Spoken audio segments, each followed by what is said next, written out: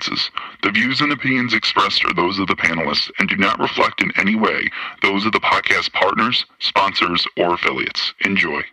Hi, this is Michael Buffer, and you're listening to the Voice of the People. Let's get ready for Boxing Voice. Every day I'm hustling, hustling, hustling, hustling, hustling, hustling, hustling, hustling, hustling, hustling. Every day I'm hustling, every day I'm hustling, every day I'm hustling, every day I'm hustling, every day. We don't fight for rings and stuff like that. I don't fear anyone. En este deporte no se viene a jugar y no le tengo miedo a nadie. We don't come to play in this sport. I fear no one in this sport. Does that mean that you will fight Triple G later this year? Como lo dije en la pelea pasada, ahorita mismo me vuelvo a poner los guantes. As I said in the last fight, right now I'll put on the gloves again. ¡Viva México!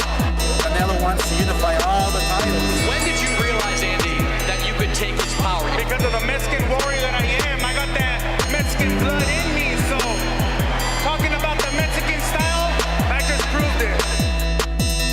BoxingVoice.com. Ain't no other sight in the game to see the Boxing Voice. Good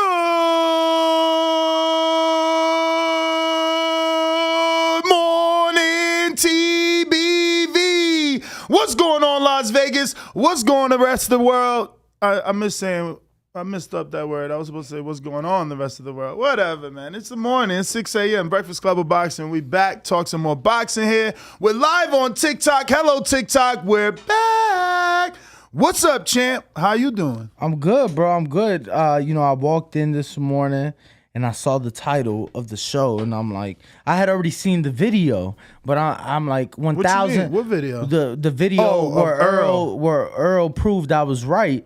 So he came in hot. So I was like, no way he's gonna touch that, right? Because he's gonna have to publicly, admit that I was wrong, Danny Alvarez. You were right, and no, I didn't think this would be the topic, but you went ahead and you chose the topic. I thought you were only gonna promote your upcoming fight against former Mexican heavyweight champ of the world, Andy Ruiz.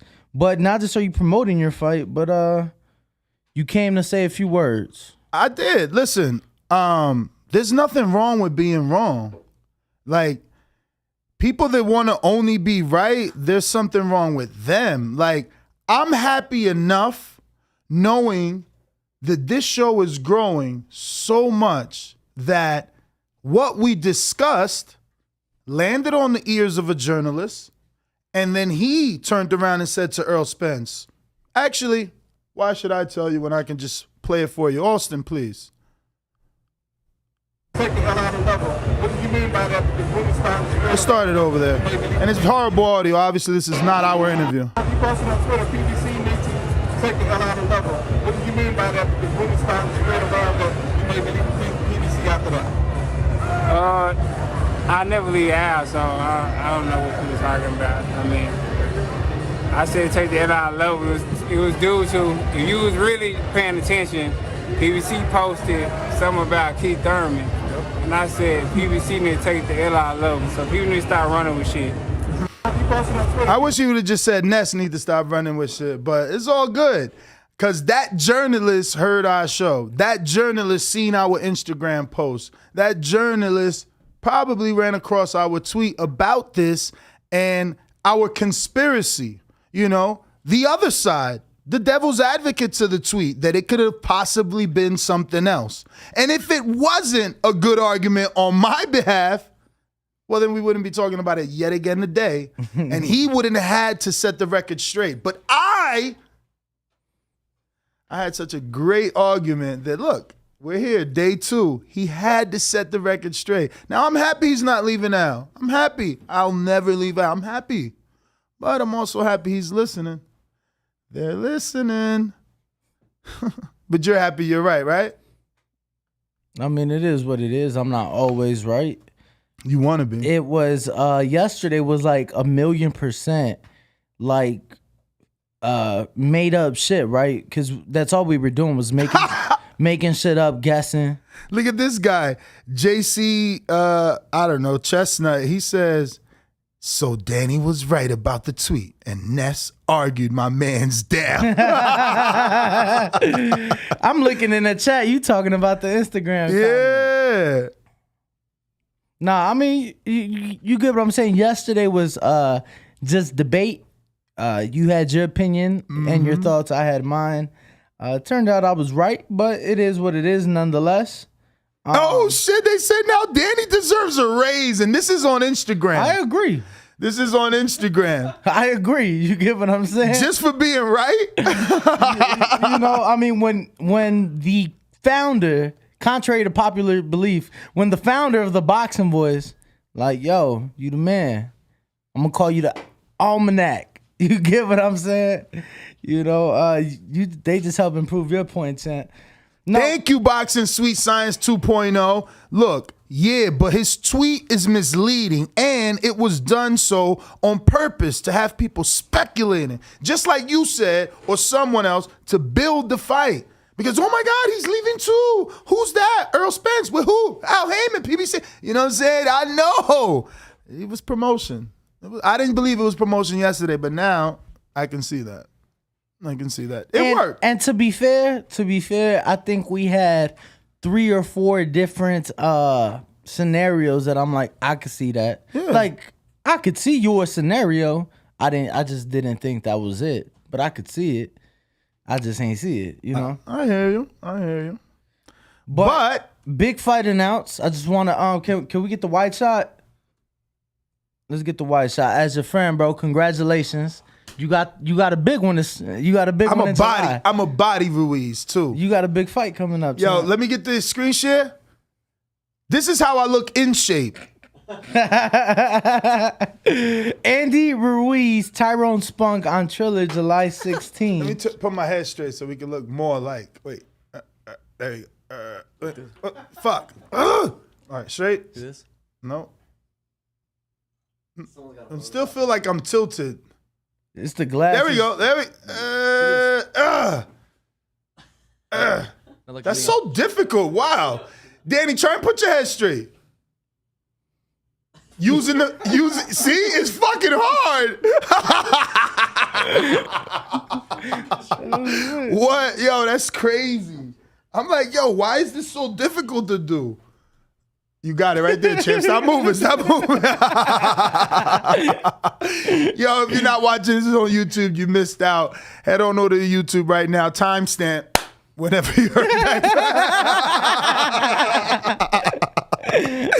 Good morning, ladies and gentlemen. We are coming in hot, and I'm loving it. Yo, see, it's always a great thing when you do what you love, because then you just have this smile on your face, man, and it's just like everything is okay. Like being wrong about Earl's tweet, it's okay because Saturday is still his big fight. Oh my God, when do you leave? I leave tonight. What time is the flight? I think it's after midnight. Like okay, so you'll be here for the show and for Shakur Stevenson. Yeah, I purposely got a night flight to. Wow, midnight flight. Yeah, red eyes. Shout out to Danny. Let me get some sound bites from my boy Danny out here hustling. Matter of fact. You know, we're gonna give you this one real quick though, because they might flag us. I don't know why this guy's so popular and he's old already. Nigga X about me, I'm a hustler. I guess it's because it got Jay-Z in there. You know, he's just so iconic. But like, yeah, yo, you hustling, man. Damn, midnight flight. Yeah. What time is the weigh-in? Red eye flight 1. Oh, okay, you good. You sleep. Sleep. Plus, you'll be going back central. Yeah, so you'll gain like 1 hour. And you know, Ringwald got shit lined up everywhere he goes. So yeah. So did you hit my barber? Cause that mustache like curling into your lip. It's time to get groomed up. You want Earl to give you that 1-on-1. Champ, hold on. 11 a.m. Okay. Appointment with my guy. Not your guy. You going all the way up there again? You wilding right now. I forgot about your guy. your guy. Yo, just cancel on your dude. Fuck him and his expensive ass. What? Oops. We got flagged on TikTok. I was supposed to not curse in the first, I don't know how many seconds. I guess that 30, right? It was. We made it? Yeah. Okay, hopefully. It was the first 30 seconds, right? Who's on TikTok anyway, man? We first back. 30 minutes. 8 whole people. Oh, remember that meme? The meme. Yo, yeah, I love my life. You're right, bro. I fucking love it. Y'all can hate all y'all want. Yo, they said Ness versus Danny because Danny looks like Andy. Yo, they should put us on the undercard. I'll be the parody version of Tyrone Spong, and you're the Andy. Yo, shout out to you guys. Look, we got about 1,800 subs this month. I know it doesn't reflect because, you win some, you lose some, literally. But we got about 1,800 subs. Right now we're at 133,153. So we're actually gaining some serious traction. Are there any UK? Yes, Connor Ben. Yo, stay tuned to the channel, and all my UK listeners, tell all your UK friends, we're going to have some serious UK interviews. We did some headhunting, and we stole someone's best correspondent, and he's going to be working with us now, and we're going to see what he brings. Does he bring them numbers that he normally brings? But shout out to Parsons. You guys have met him. He's been on the show once. Actually, twice. Once it was good, and the other time I had a meltdown. And he was just sitting there. You had a meltdown? Yeah, well, nah, it was me and Alex going back and forth in the chat. Oh, wow. So he was just like texting Rachel, like, what do I do? Oh, man. Yo, it's so funny. Yo, you excited, though? NBA playoffs, Errol Fight Week. It's a good time. Baseball kicked off. I have no clue. What happens on the NBA playoffs? The playoffs started, so we had to play in. So you guys get like 7 games, or is that next round? Like you gotta play one team 7 times. But it's the best out of 7 in the semifinals and the finals. I wonder how would we feel about that. See, the boxing can't do that. Like it would take too long, and their bodies won't hold up. Like, imagine having 7 fights with one guy. Best out of 7, Earl and Crawford. They're done. They're retired. They're going 4-3. They're retired, bro. Or you might go 3-3 in a draw. Crazy. So now you got to go in 8 time because it's even. That's crazy. That's why. So we have to condense that, right? We have to shrink that down to what? Best out of 3? Is that still too much? It might be, right? But we've seen trilogies. Yeah, but look, Wilder had one, and now it's questionable whether he's fighting again. Marquez had 4, and he's gone. Morales, 3, gone. Rafael Marquez and Israel Vasquez, gone. Like, those dudes that have those fights, they're usually gone. Kell Brook's the only one still lasting out here with all them damn rematches he done had. I think there's only one, though, to be fair. Who, Kell Brook? Yeah, he had some rematch with a domestic dude. Okay. Yeah, I think best out of 3 would be the only. Actually, yeah, he did have two rematches. He had rematches with Carson Jones and then another dude that I don't know his name of. Okay. But yeah, just want to thank everybody joining us on TikTok. Yes, but also on YouTube. Hit that thumbs up button. It's going to help with the visibility of the show. Plus, like I said, we're trying to crush that next goal of 134,000. Danny said we should be on Saturday at what? Like 140, you said? I mean, 140 cool. I was saying 34, but 140 cool. Oh, 34. Okay, yeah. 34. Okay. I'm shooting for the stars. We got Velasco Danny who says, hi, from North Korea. Okay. Shout out. You know he's trolling, right? Why? Because they don't have shit in North Korea. No internet? No. Oh, that sucks. But they did say, could I beat the worst professional boxer? That same person. Oh, well, I haven't got to the comments, Kian, but you're over here jumping all over the damn place. And then we got Naja here from Newark. What? She said, what's up, Naja? I remember you. She said, I love you, Nestor. I love you back. That's insane. I love the internet, how we stay connected. Yo, shout out to you. I've been seeing you. You're doing your thing. That's amazing. Wow. And then we have Rolando, not Rolly Romero. I'm here, bro. You doing good. Whatever that means. Rolando, not Rolly Romero. So it was Rolando P07. I don't know many Rolandos. Let me see the avatar. Fuck it. They have none. Oh, all right. Well, shout out to them. But lastly, we have. Wait, did he go live on Esther Gibbs and not on the Boxing Voice? No, the Boxing Voice. It's the Boxing Voice. Okay. Wow. And then That's strange. The algorithm is dope. And then we have Concha's Vibe 33 that says Valdez or Shakur. Shakur. I'm picking. But he's picking Valdez because he's Mexican. It don't mean shit. I'm picking Shakur. Yo, I was thinking that we need to. But really quick, we will have Shakur today, 4 p.m. Allegedly. Pacific, 7 p.m. Eastern. Allegedly. Raise the business. Shout out TBV. Shout out to you, Yo, Ray. text the coach. Not K, but the other one that you real cool with. Yeah. To be like, yo, you know Shakur coming in, yo, so just make sure you remind him. You know what I'm saying? Yeah, because my Twan was like, oh, I heard Shakur's coming in. He texted me yesterday. So. All right, so stay on him to stay on him. You feel me? I got you. Chick Chickarelli with the super man. You know chat how it is. says, got the new shout out hat. Chick. He said, got the new hat. It's did it come awesome. already? It did. Oh, yes. Shout out to the real producer. Melt that shit out. Didn't you just do that? See? Why things got to be so hard when it's so fucking easy? No. I'm pretty sure that was. Yeah. Oh, that was the other guy? Yeah. Well, shout out to Ryan, man. You did your thing before you left, yo. Word is born.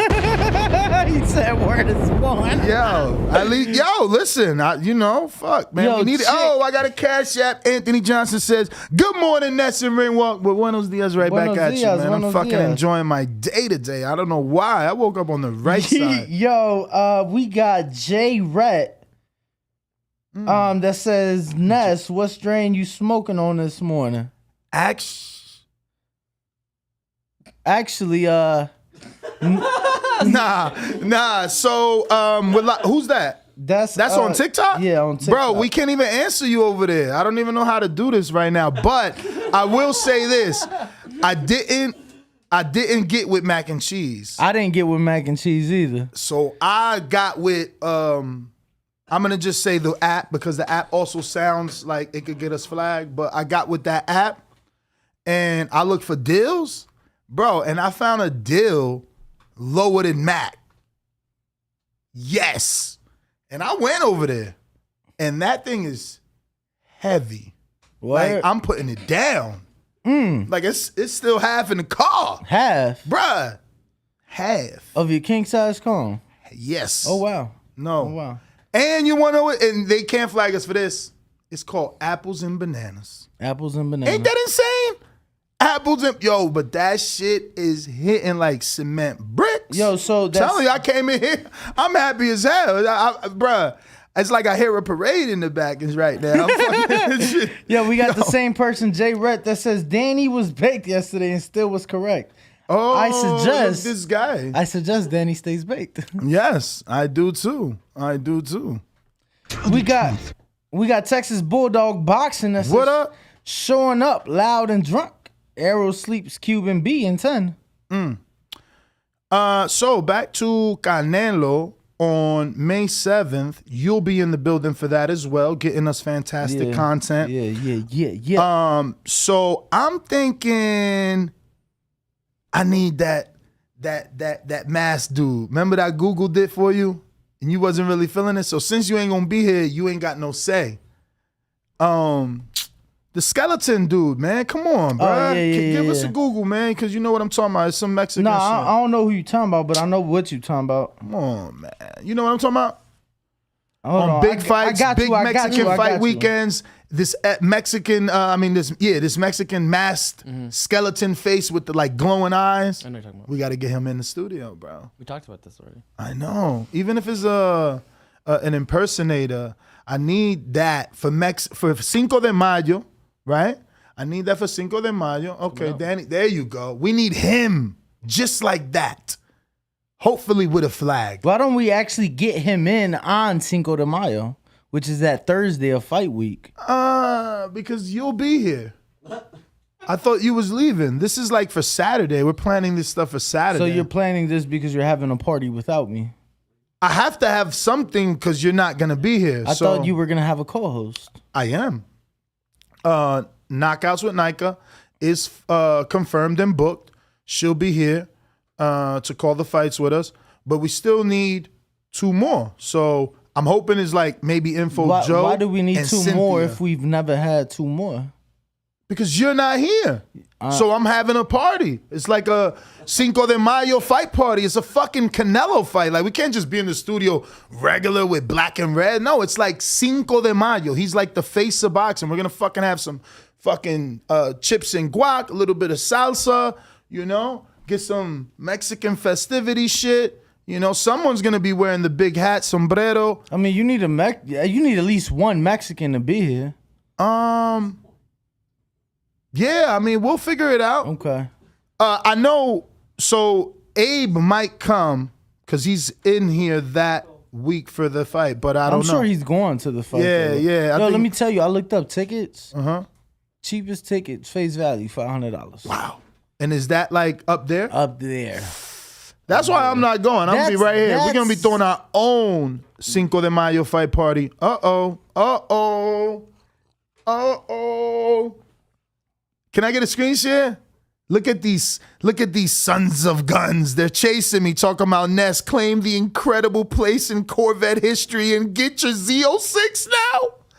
There's no way I can afford that one. Honestly, this is so far. It don't matter. They can go through those damn emails. There's nothing there for you. But you know how expensive this car is going to be?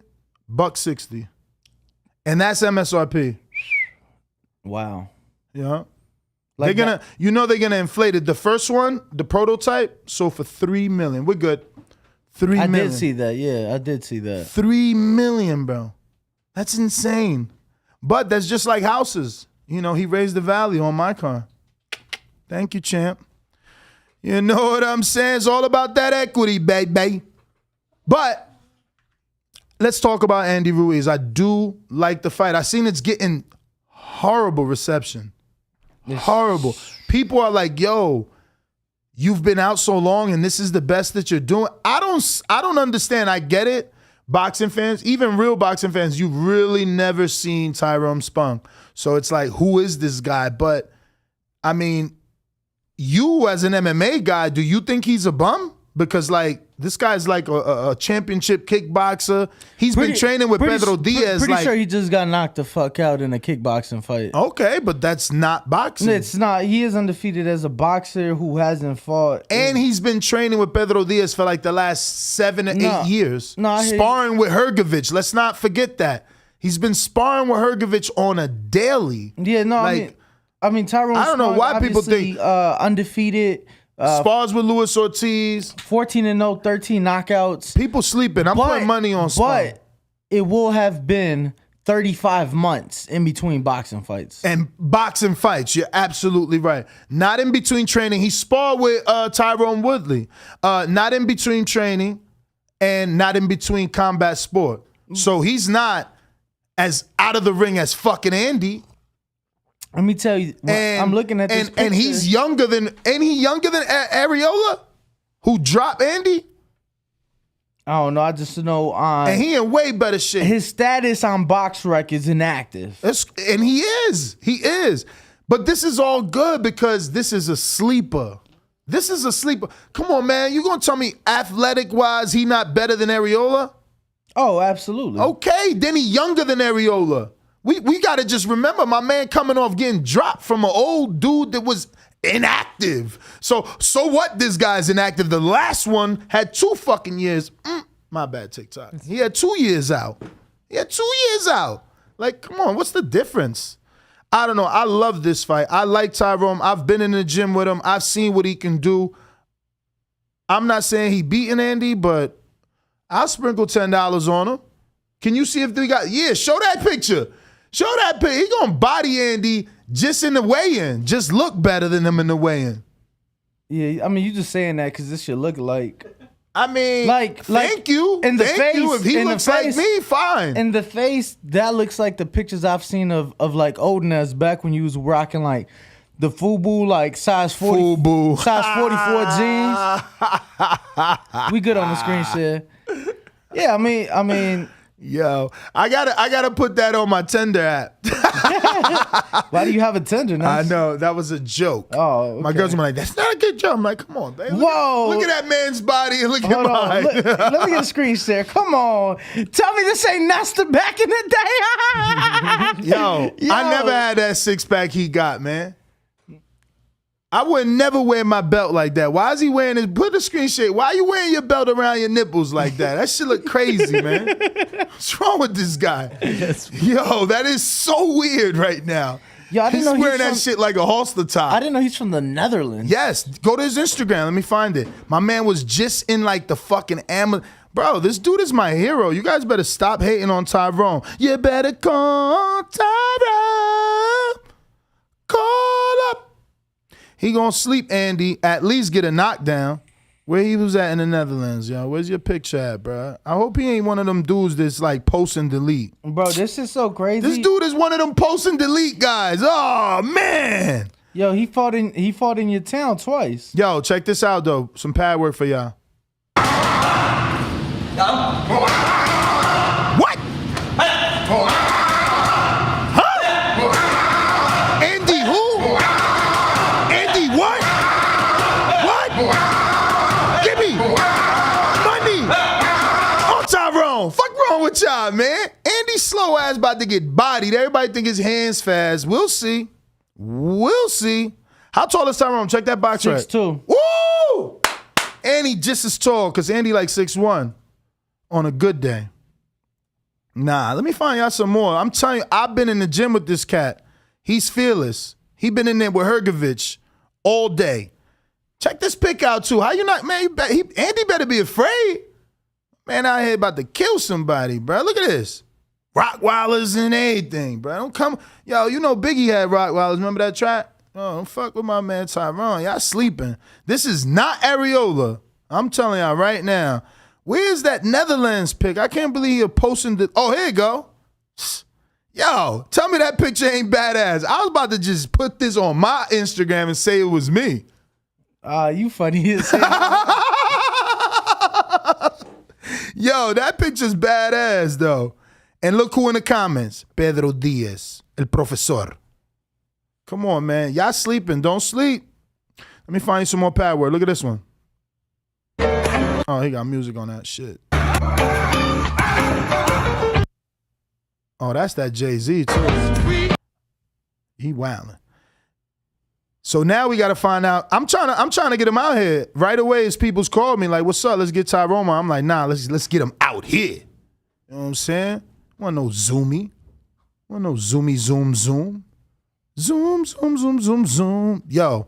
But you gonna tell me, look at how he's throwing. Are you even looking at it? No, he over here on DraftKings looking up basketball posts. Bro, man. I'm trying to look up odds on this fight. Odds. Look at his mechanics, man. He gonna body somebody, bruv. Telling you, but all right. Yeah, I slept. Yeah, I slept. Usyk was a minus 3,300 favorite against him. Yeah, and Usyk also pulled out against him. No, he didn't. Yes, he did. No, he didn't. Google it. Google it. How you pull out? I was there. What happened? They got Chaz Witherspoon to come replace Tyrone Spong. Why? Why they replace Tyrone Spong? I thought he couldn't make it. Why? Oh. Exactly. They say he tests positive. He proved he didn't test positive. Second sample was not dirty. What happened? They went somewhere else. They knew what was up. Smoke real over there. But damn, I didn't know about that.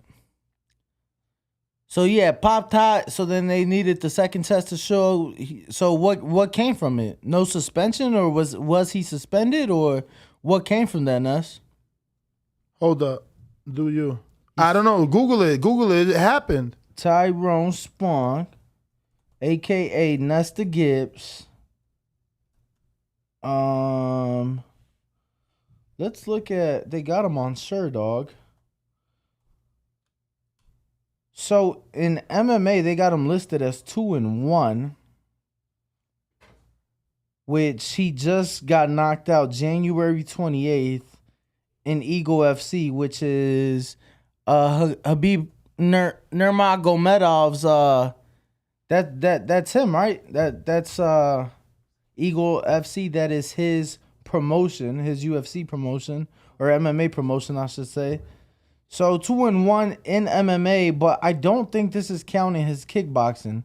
I'm like almost certain this isn't counting his kickboxing. So it'll be interesting to see, man. It'll be interesting to see how he does against Andy, and it'll be interesting to see how Andy does against a guy not with the height of Anthony Joshua, but definitely a similar build of Anthony Joshua, right? Obviously, Tyrone is different shorter. different speed, and different athleticism. You know, I get it. He got knocked out a couple days ago or weeks ago. How long ago was it? Back in January, a couple months ago. There you go. So he's over that. But I get it that people are going to discredit him because he got knocked out in another sport. But he's not a bum. It'll be 6 months after by the time they actually fight, 5.5 months after. So I don't really think it'll make much of a difference. But let's touch on the fact, because we've definitely not talked about it and just spoke about the matchup itself. But this is actually taking place on Triller, man. What's your thoughts on that? Can I get a screen share? They shouldn't flag us for this. Just because you asked, Tyrone Spong is 5 years younger than Chris Arreola. Look at that. That's so much better. 5 years. So much better. Younger than Chris Arreola. So this is the Triller promo for this July 16th. Tyrone Spong, Fight Club, Ruiz Jr., Mexico City. What can you tell me about Mexico City? Is that like in Mexico? Where is that? That is the capital of Mexico. It Wow. is one of the most populated cities in the world. Holy shit. So they're going to Mexico. I thought it was dangerous in Mexico City. There's a lot of pickpocketing and like armed robberies, as far as like they'll try to stick you up for, just try to get a couple dollars off you. But that's like the pickpocketing is like what they're known for. Like pickpocketing, like bump into you. All jokes aside, if Mexico City is in El Distrito Federal, so they call it El DF. So when you meet people from El DF, it's like, all right, I'm gonna keep an eye on you because that's what they're known for. You got a skill in pickpocketing. Yeah, that's what they're known for. That's crazy. So, but yeah, Mexico City is one of the most populated cities in the world. It is, I want to say, the most populated city in North America. Has more people in it than New York City. So that should tell you something, right? When I tell you a city has a larger population than New York City. So definitely going to be interesting. Bruh, that's crazy. So you're the guy that travels. Are you gonna go to Mexico City, or are you one of the people that think this is a trash fight? I mean, because I don't. You see, and I guess for me it's different. I traveled a lot, went to people's gyms, so I got a personal relationship with this guy. So I can never think his fight is whack. You know what I'm saying? I think it would depend on maybe the card. On who's on the undercard. It's a Triller card. But let me tell you this, man. Isn't it crazy the Triller is still out here? We thought they were done. And slowly they're starting to get things right, because they just announced that the Vargas fight is their most successful fight in terms of tickets sold. Like, I'm pretty sure they had to open up more seats and everything. Well, let's remember, too, that they were trying to keep it exclusive for... I don't know if it was for pandemic reasons, but let's remember when Jake fought Ben Askren in Atlanta, that wasn't open to the public. You get what I'm saying? They tried to open it for Tio. That never occurred. So it'll be interesting to see. I'm excited to see because Triller clearly is doing things a little bit different. So I'm expecting some musical performances. I'm expecting...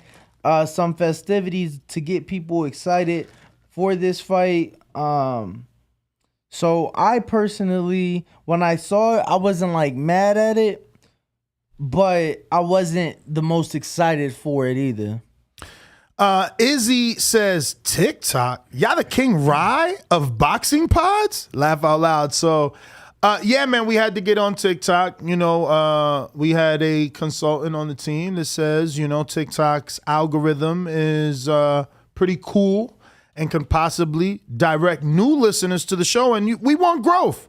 We want growth, so you should help us with that. If you're on TikTok, go ahead and give us a follow, both on my Nesta Gibbs and on the Ring Walk Danny channel, and as well as the Boxing Voice, so that you can help the algorithm continue to push us in the eyes of other boxing fans so they can find the boxing voice and know that this is the place and their future choice. Remember the number to call in, 1-425-569-5241. Press 1 time.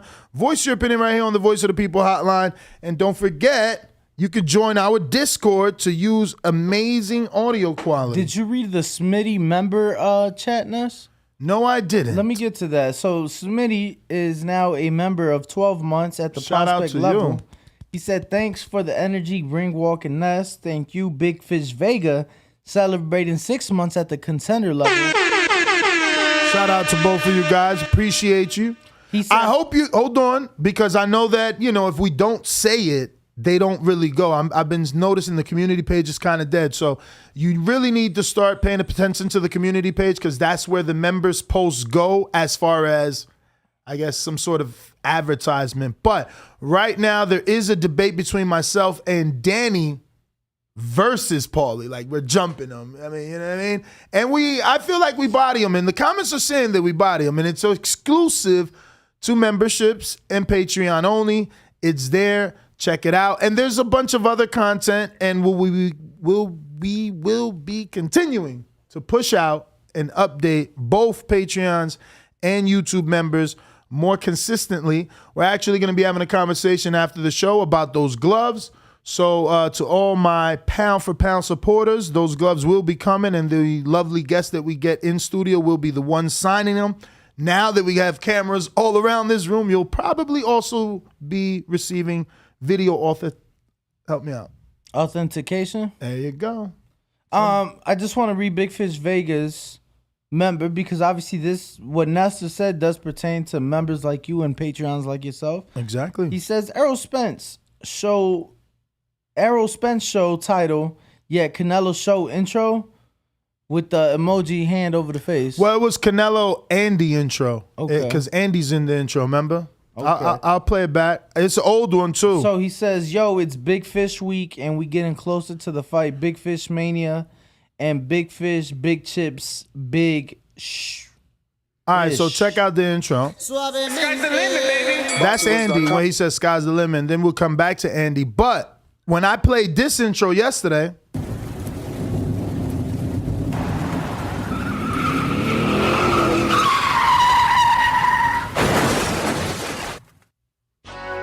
we have new video from a crash that sent welterweight boxing champion Errol Spence Jr. to the intensive care unit. The crash ejected the boxer, but miraculously... I got comments like, oh, look at this guy. He's such an Earl hater playing his accident as his intro. Yeah, they think I'm insensitive. So... Steve in the you UK.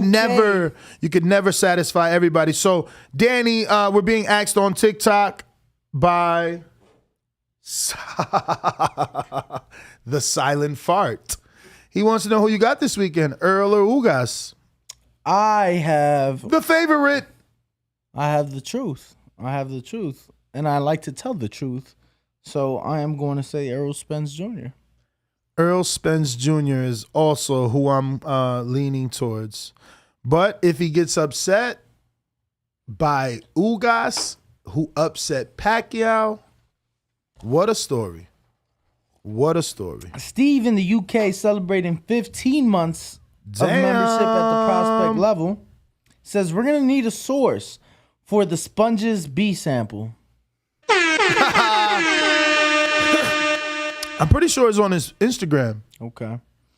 Brandon Lenz with a super chat says, how does Andy go to Triller and it's not versus Michael Hunter?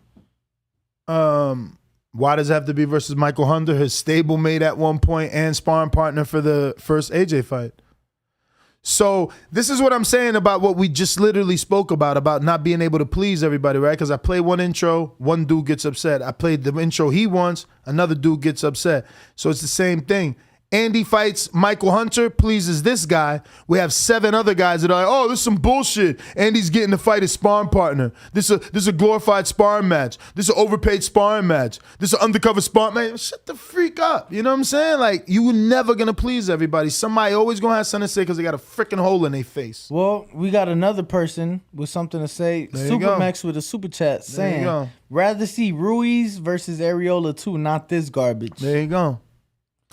Yo, I should take a shot at you and say, you ain't even got to win to be talking about what you rather see and what's garbage. How about you get a win in Border Wars? Shots fucking fired. Somebody give me some machine guns on this cat. That's what I'm saying. You know, the average man has so much to say about the athlete that's risking his life. Dude's 14-0.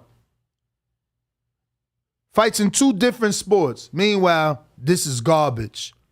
He'd rather have my man who openly tells you he can't stay away from the fucking tacos. That's who he'd rather have. And he's 5 years older. And he's been out since he lost. I swear. We got Julio Lopez with the super chat saying, it said, I think he meant how we got Tyrone versus Andy in the studio now. Laughing out loud, calling you Tyrone, calling me Andy. Oh man, I didn't know Andy. At least I'm Tyrone, bro. I didn't know Andy had a beard this rad. This rad. Yo, why you ain't say gnarly? Oh man, we got more super chats. I'm sorry, let's get to them. We got Knockouts with Nika that says tuning in from Mexico. Shout out to you. What? Shout out. What you doing in Mexico? And then we got Supermax again with another one. Said, only good thing about Triller is Lampley on commentary. Is he still there? I don't even know. I didn't even know. Wait, did they have Lampley? Ever? I don't know. I'm going to be honest, bro. I haven't watched a Triller fight. Since the first one, right? Since Evander with... Oh, yeah. I went to that, so I didn't watch that. I was at Victor Belfort, Evander Holyfield. That was in Florida, Hollywood. Oh, so you met Donnie? Donnie who? Trump. Yeah. I was there when he was there. Oh, wow. That's pretty dope. Oh, look how he lit up. Nah, bro, because I was watching it on TV. It was crazy. Bro, I'm at the crib. I'm like, these people, granted, it was a small venue. It was at the... no, they went ham for Donald. It was at the Hard Rock in Hollywood, right? They went ham for Donald. Bro, they was cheering and shit. I thought I was at the the Republican. I started to get scared. They are extra. They was like, first it started with like, I don't know, something positive about Donald, but then, it got a little bit crazy in there. One lady got kicked out. Yeah, absolutely. No shit. Absolutely. Was it more strict than typical fights because he was in the building? I didn't feel nothing. I didn't feel no restraints. Only reason I asked because I remember being in the building for Canelo Cotto, right? I'm working security, and they made everybody. They made us clear the hall because Jay and Beyonce were walking in. So I'm like, if they won't allow humans in the concourse because Jay and Beyonce walking in, I'm thinking they probably doing something similar for Donald Trump, right? Well, he did come from the top. You know what I'm saying? He was always at the top, and he was always in the top of like a little section was his. So I'm sure Secret Service had that all locked off before he even walked up there. Ness and Danny, how I get an intro from Sosa Smith. You could contact either Dollar DiBiase or Brandon Lenz. For sure. We got Felix Trinidad with the super chat. He didn't say anything. Big Fish Vegas says, shout out Puerto Rico. Says bring back I bet you he ain't even got the face of Felix and shit. No, he got the face of bro, that actor, I just seen a movie with him. No, that's the cat from Criminal Minds. Shamar what? Bro, his voice sounds so deep. I just seen a movie with him yesterday. And who was in that movie? Yeah, that's Shamar Moore. Yeah, that was Sonic the Hedgehog. That was Sonic. Is that the movie you went to the theaters to go see? Absolutely. My daughter's in town. I've never heard of that. Is that like a cartoon movie? Yeah. You never played Sonic as a kid? Oh, like the little animal and shit? The hedgehog, yes. Oh, I thought he was a fox. No, there is a fox with 2 tails. Okay. And then there's Knuckles. I don't know. He boxes. He's got gloves with 2 little pointers. That shit is crazy. You took your daughter to watch a cartoon boxing movie with a fox. Yep, Sonic the Hedgehog. Sonic the Hedgehog. Did she enjoy it at least? Yep, that's what she wanted to watch. That's all that matters. Hey, listen, I want my daughter to stay a kid forever. I don't know where he rushing. She could watch Sonic forever. No, I'm saying because you're saying it was a boxing movie, so... No, Sonic the Hedgehog has Knuckles. This kid never played Sonic. Oh my God, you were deprived. How you never played Sonic the Hedgehog? Because I fucking grew up in a Mexican household cutting grass and shoveling snow and shit. So you didn't ask for like a video game for your birthday or your Christmas? Nah, you know what's funny? My 10th birthday. All the grasses you cut, you ain't save up to buy a fucking Genesis or whatever it's called for you little whippersnappers? Whippersnappers. I was never into video games like... Okay, that's the right answer then. You talking about I was cutting grass. Like. Nah, look, my 10th birthday, you talking about, I ain't asked for my 10th birthday, I asked for the newspaper subscription. So you told me that. So I could read the sports section every morning. Crazy. I know. But look, it paid off, man. Look at you ended up in some sort of sport, job, right? So it worked. We got, the Super Big Fish Vegas back with another one. He says, bring back Border Wars. Shout out to Bo and Bama. Bo and Bama actually lands tomorrow, I believe. Right? Yeah, I believe tomorrow in the morning. Oh, she said she out there celebrating her birthday. Oh, what? Again, it's your birthday? I thought I've been seeing you posted it was your birthday. She probably... You got one of them extended birthdays. Only women do that. It's like, it's my birthday today and for the next 2 weeks. It's like, okay. Yo, they'll be like, it's my birthday month. Yeah. So that's what Nike doing. She like, I'm in Mexico. I'm celebrating my birthday. We got to try and get Cynthia. If she's not going to the fight... We should ask her to be here with Nika, make Nika feel a little more comfortable. Plus, Cynthia's a great sport. I love that show. She was doing her thing. Yeah, she's the We best. got Michael Colbert who says, when are you getting hoodies? Champ, the hoodie's online. You got to go buy one. Yeah. Right now, you could get your own hoodie online. I'll put the link in the description. But we will be continuing to do giveaways. It's going to happen more frequently. We should be getting a delivery of shirts soon. I got a tracking number. I haven't tracked it. And we need to check the mailbox today because I ordered some stuff for myself, actually. And I ain't get it yet. We got Mamu Domer on TikTok who says, UFC is more entertaining than boxing. I'm sorry that you like to watch people get underpaid to get cauliflower ears every fight. Well, I mean, it's like I said, if you need that many weapons, it's not really a fight. But I don't want you to get too deep into it because that was, if I'm not mistaken, one of our Patreon posts, right? I don't know if it's even getting cut, but the truth is every MMA fighter that entered boxing has been destroyed. And you guys have only beaten, one boxer, and he was like 48 years old at the time? It's not even fair. Like, you guys are literally finding retired boxers so that you could get some clout. Don't forget, they're extremely underpaid compared to boxing, and they work more. The common boxer boxes twice a year. How many times does the MMA fighter go? I would say like those top superstars, I would say like twice a year. Right, like your top guys, I would say twice, maybe 3 times a year. Brandon White, your hat went out, right? You remember a Brandon White? Or was that with the Ryan list? Can we just double check? I believe it's in one of the Carolinas. Let's just say. It went out. It went out, bro. It went out. Say it in UK voice. It went out, bruv. Sosa Smith says, my birthday 24 hours, my wife's birthday a month. No, bro, I'm telling you, women celebrate their birthday the whole month and let their birthday shout out to, who's that? He's right. Silva did win. Who'd he beat? He knocked out somebody. No, he didn't knock him out. He beat Junior, Julio Cesar Chavez Jr. But then he knocked out Tito. He did, but that was another MMA guy. Yeah, I know.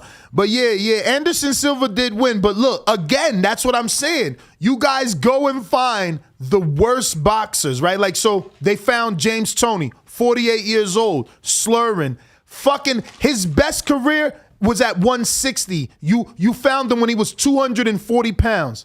Look at this guy. Oh, son of a legend. Yeah, straight cheeks. Okay? Who's he beat? Zveek? That's still his biggest win, Brian Vera.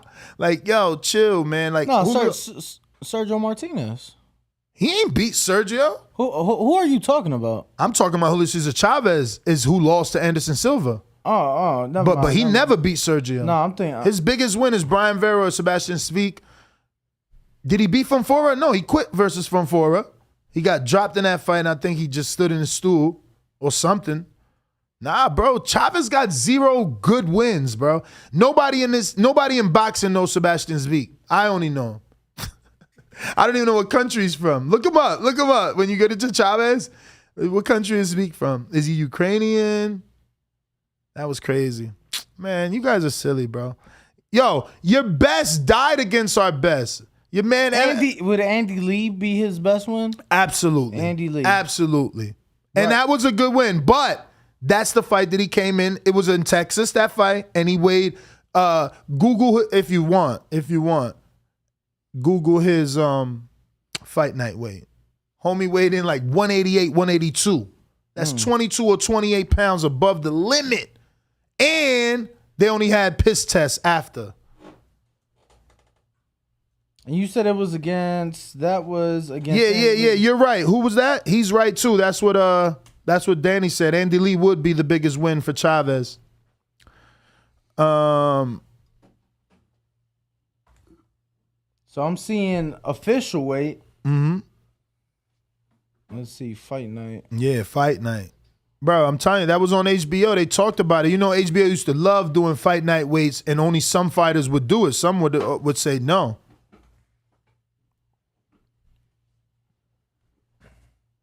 I'm not finding official fight night weight. We got Big Fish Gang. Been waiting for my indoctrination from Sosa Smith. He says, I've been indoctrinated. Big Fish Sosa. Joining the bandwagon before Saturday, eh? New York Bullet. Remember Ray Mercer slept Tim Silva in MMA too. Laugh out loud.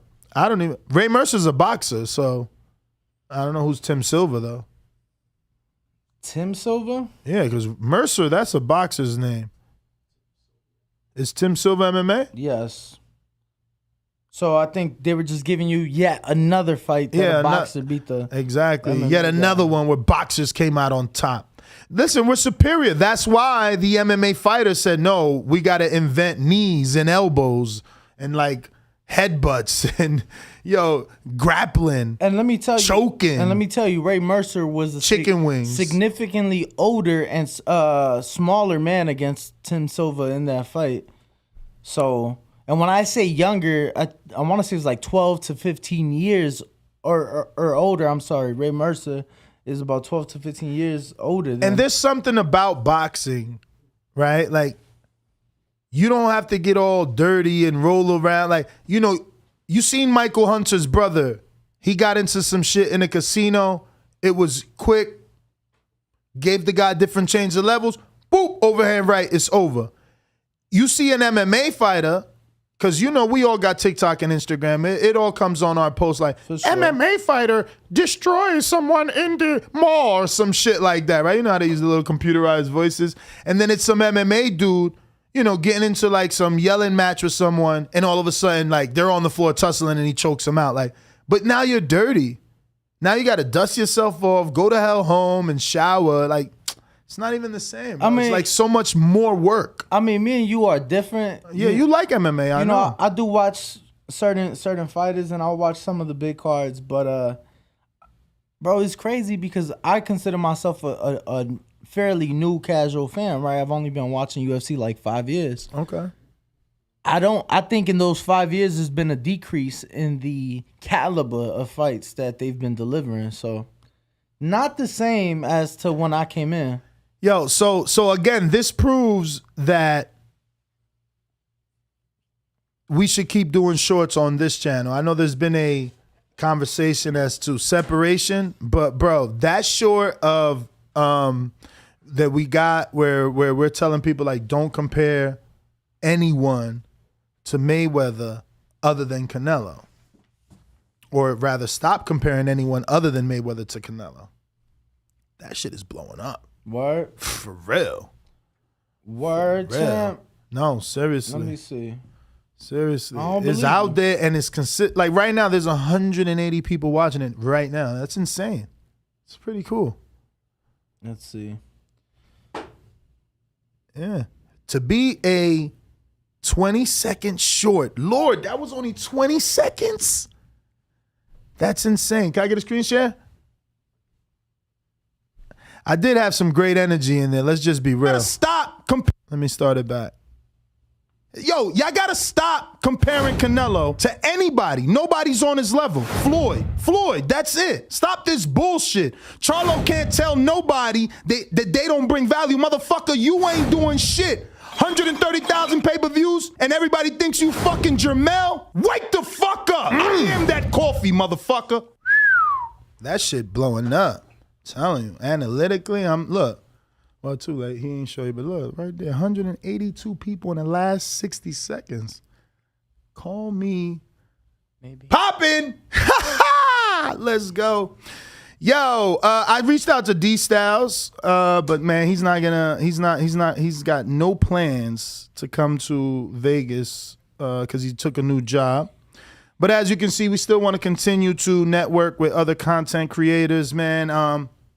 Also reached out to Marvelous Jarvis, man. I gotta get double up. I kind of forgot all about that. Brandon White sending me the clock emoji. Bruh, we shipped this shit. Fall back, small back. Austin says, oh, look at Austin sending shots, silent shots. He sent us the article of Clarissa Shields, who was in her prime and got bodied in MMA. That's true, man. She actually didn't get bodied. She got bodied. She lost. I watched that fight. I'm pretty sure that was that little girl beat her, decision, man. a majority decision. That little girl beat her. Did she not?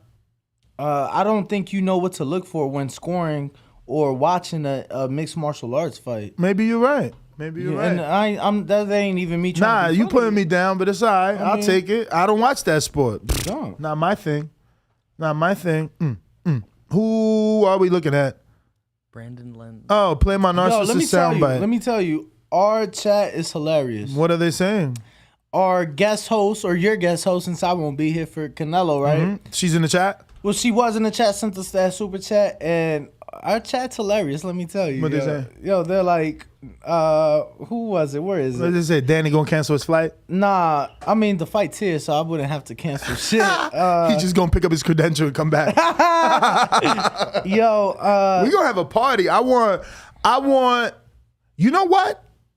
And we're gonna make these guys work. I'm gonna get us tacos El Gordo. If she is into that, you know, I don't know, Cynthia too, you know, I don't know, we get some. Why the fuck you don't ever do this shit when I'm here? Like, bruh, this is the first Mexican fight to have a fight party. Like, what's up with my man? We could do it for Valdez, but we are doing it for Valdez. My guy Abraham is coming. We have to really, well, actually, he's coming on a Friday, and there's nothing to do. We have no more Mexican fights. There won't be fights on a Friday, but we do have to do something on Friday with Abe. He's bringing a ton of tequila. And the goal is to drink Danny under the table. Danny's pissed. So nah, I'm not really pissed. He's party with it. Abe is great. He's like I said, he was our sponsor for 5 years. In order for me to like kick it with Abe, I would have to drink what I drink, right? Mm-hmm. So it's like you guys would buy me the tequila for our Friday show.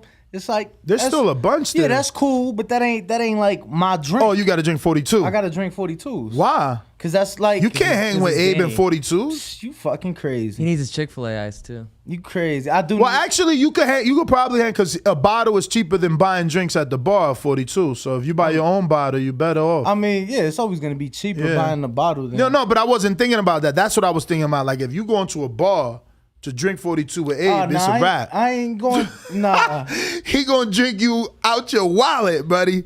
But soundbite, I'm a narcissist. I tap myself on my back.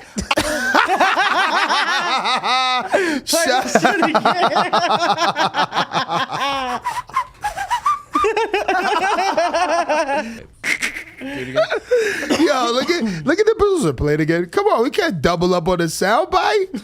Oh man, you gotta get it later. Yo, do we get any new super chats? Let's open up these phone lines. You know the number to call in: 1-425-569-5241. Press 1.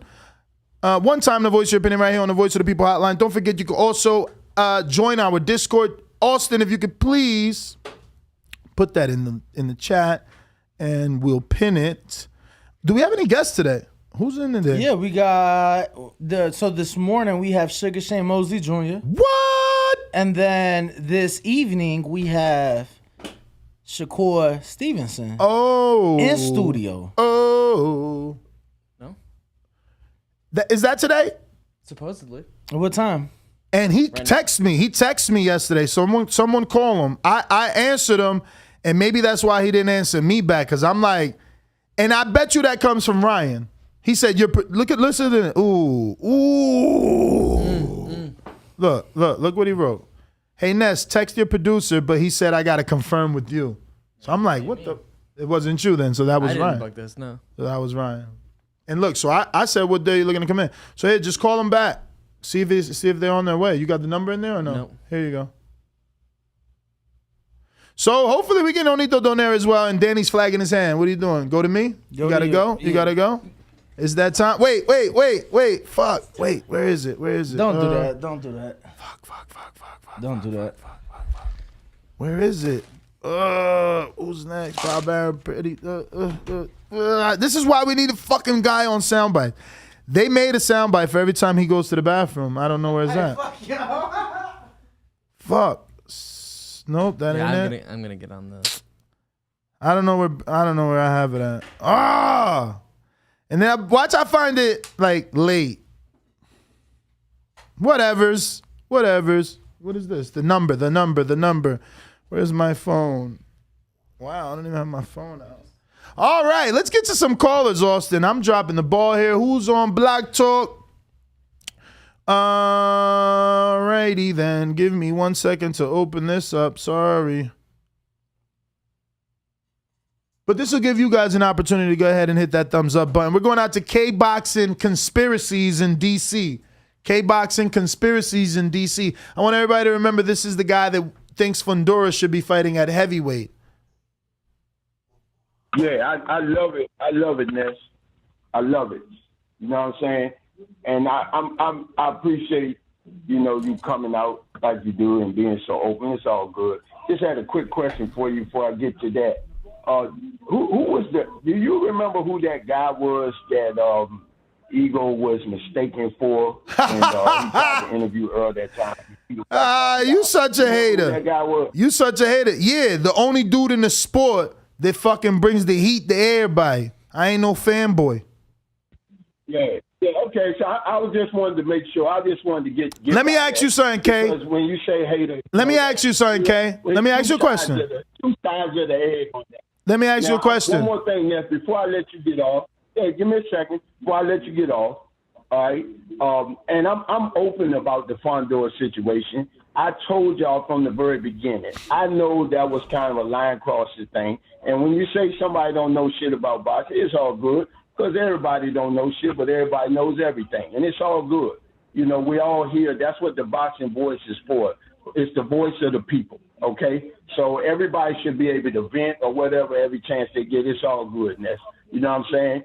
I ain't going to quote what I think you know, or you can't really quote what I know. I'm 63 years old, and I know I was watching boxing probably when you were swimming in your daddy's nuts, okay? So it's all good. But at the same time, I just wanted to get this out. That message that you gave Mickey Bay yesterday, when I sent you that message to ask you to check the timeline, that was me that asked that question about Mickey Bay being favoring the British light heavyweight or super middleweight boxer. It wasn't that guy that whoever named your producer told you to use for that question. I was the one that noticed that Mickey Bay looks just like him. And I researched it real quick, and I was like, oh, yeah, it's him. He looked just like that motherfucker. You know what I'm saying? So that shows you how much of a fucking historian I am with boxing and whatnot. So like I said, I know I was a little over the top with Fondor. It's all good. But, Ness, I just want to say, man, you got a really good show. You're a really good guy. You know, I just think you might need a little publicist to help you tone it down just a little fucking tad bit. You know what I mean? I'm enjoying your success with you, bro. I really appreciate you and your newfound help there, Ringwalk, because I think he's kind of holding it down. I wish he could open up a little more, but I really want you to bring your boy Francis back because he used to help keep you in line, man. You know what I mean? Great show, bro. Wait. I got questions, man. Go ahead, bro. I'm ready. When they announced Errol versus Mikey, what was your thoughts? Which one, Mikey Garcia? Yeah. Oh, well, my thought right away is that, you know, Errol, from Mikey's talk, I knew right away that Errol wasn't going to go in there to knock Mikey Garcia out or anything because in his mind, what am I going to prove going in there and doing what everybody know I'm quite capable of doing, just walking through him? Mikey's mouth is what got him a 12-round ass whooping. It was his mouth and all the questions about Earl's boxing ability and everything. Everybody knows from watching that fight that Earl could have picked a round and walked straight through his little ass and ended him at any time. I knew it from the very beginning.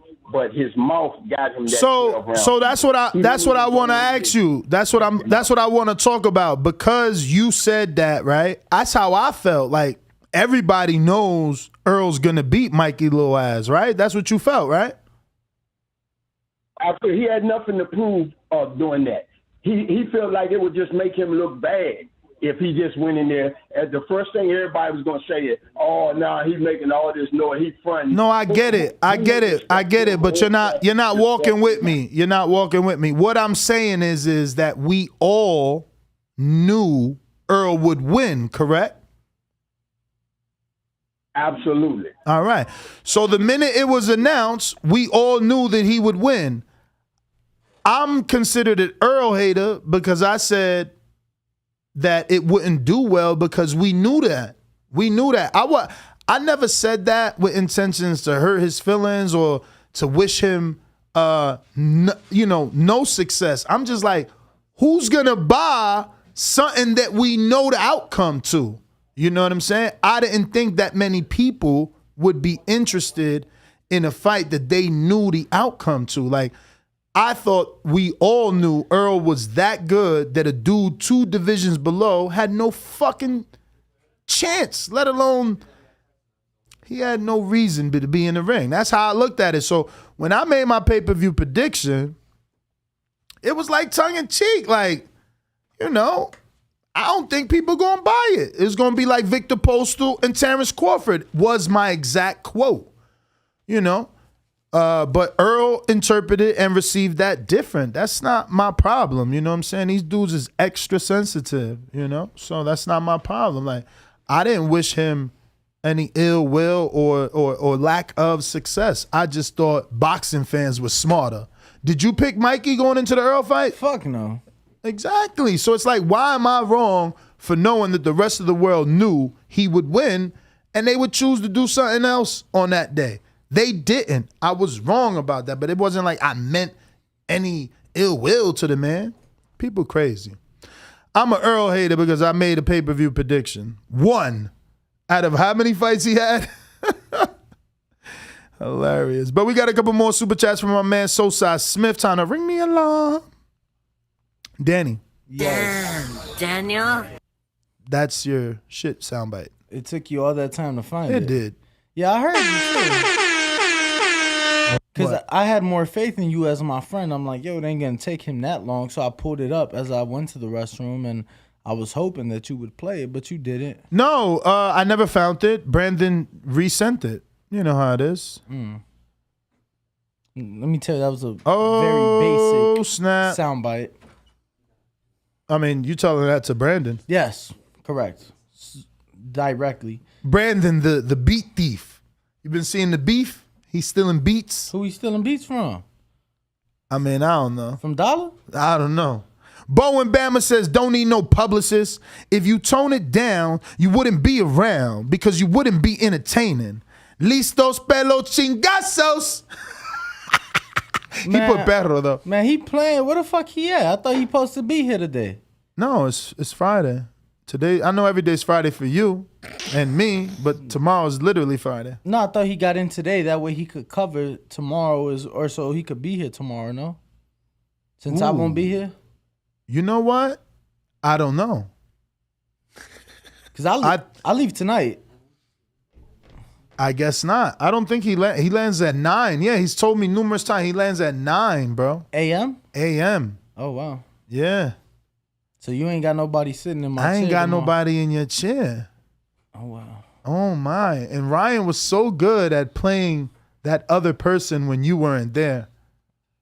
Now look at you. Uh-oh. Spaghetti-o. Shitty and out of luck. I gotta delete all these freaking Chevy dealers trying to get me.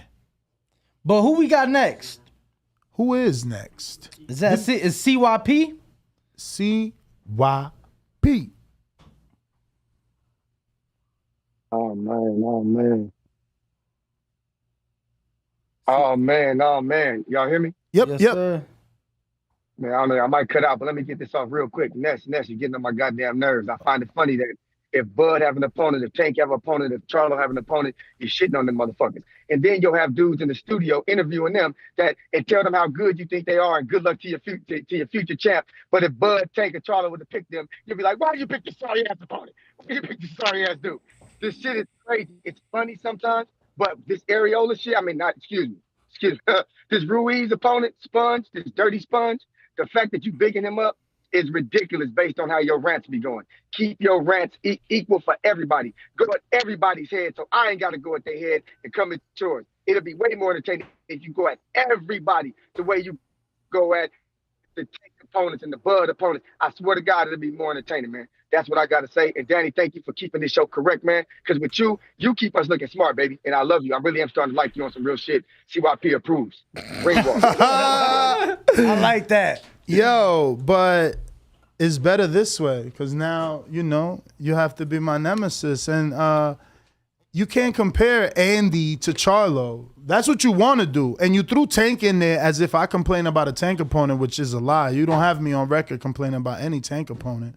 I never was mad at Leo. I never was mad at Barrios. Barrios, I was interviewing before he was with Al Haymon, so that's a lie.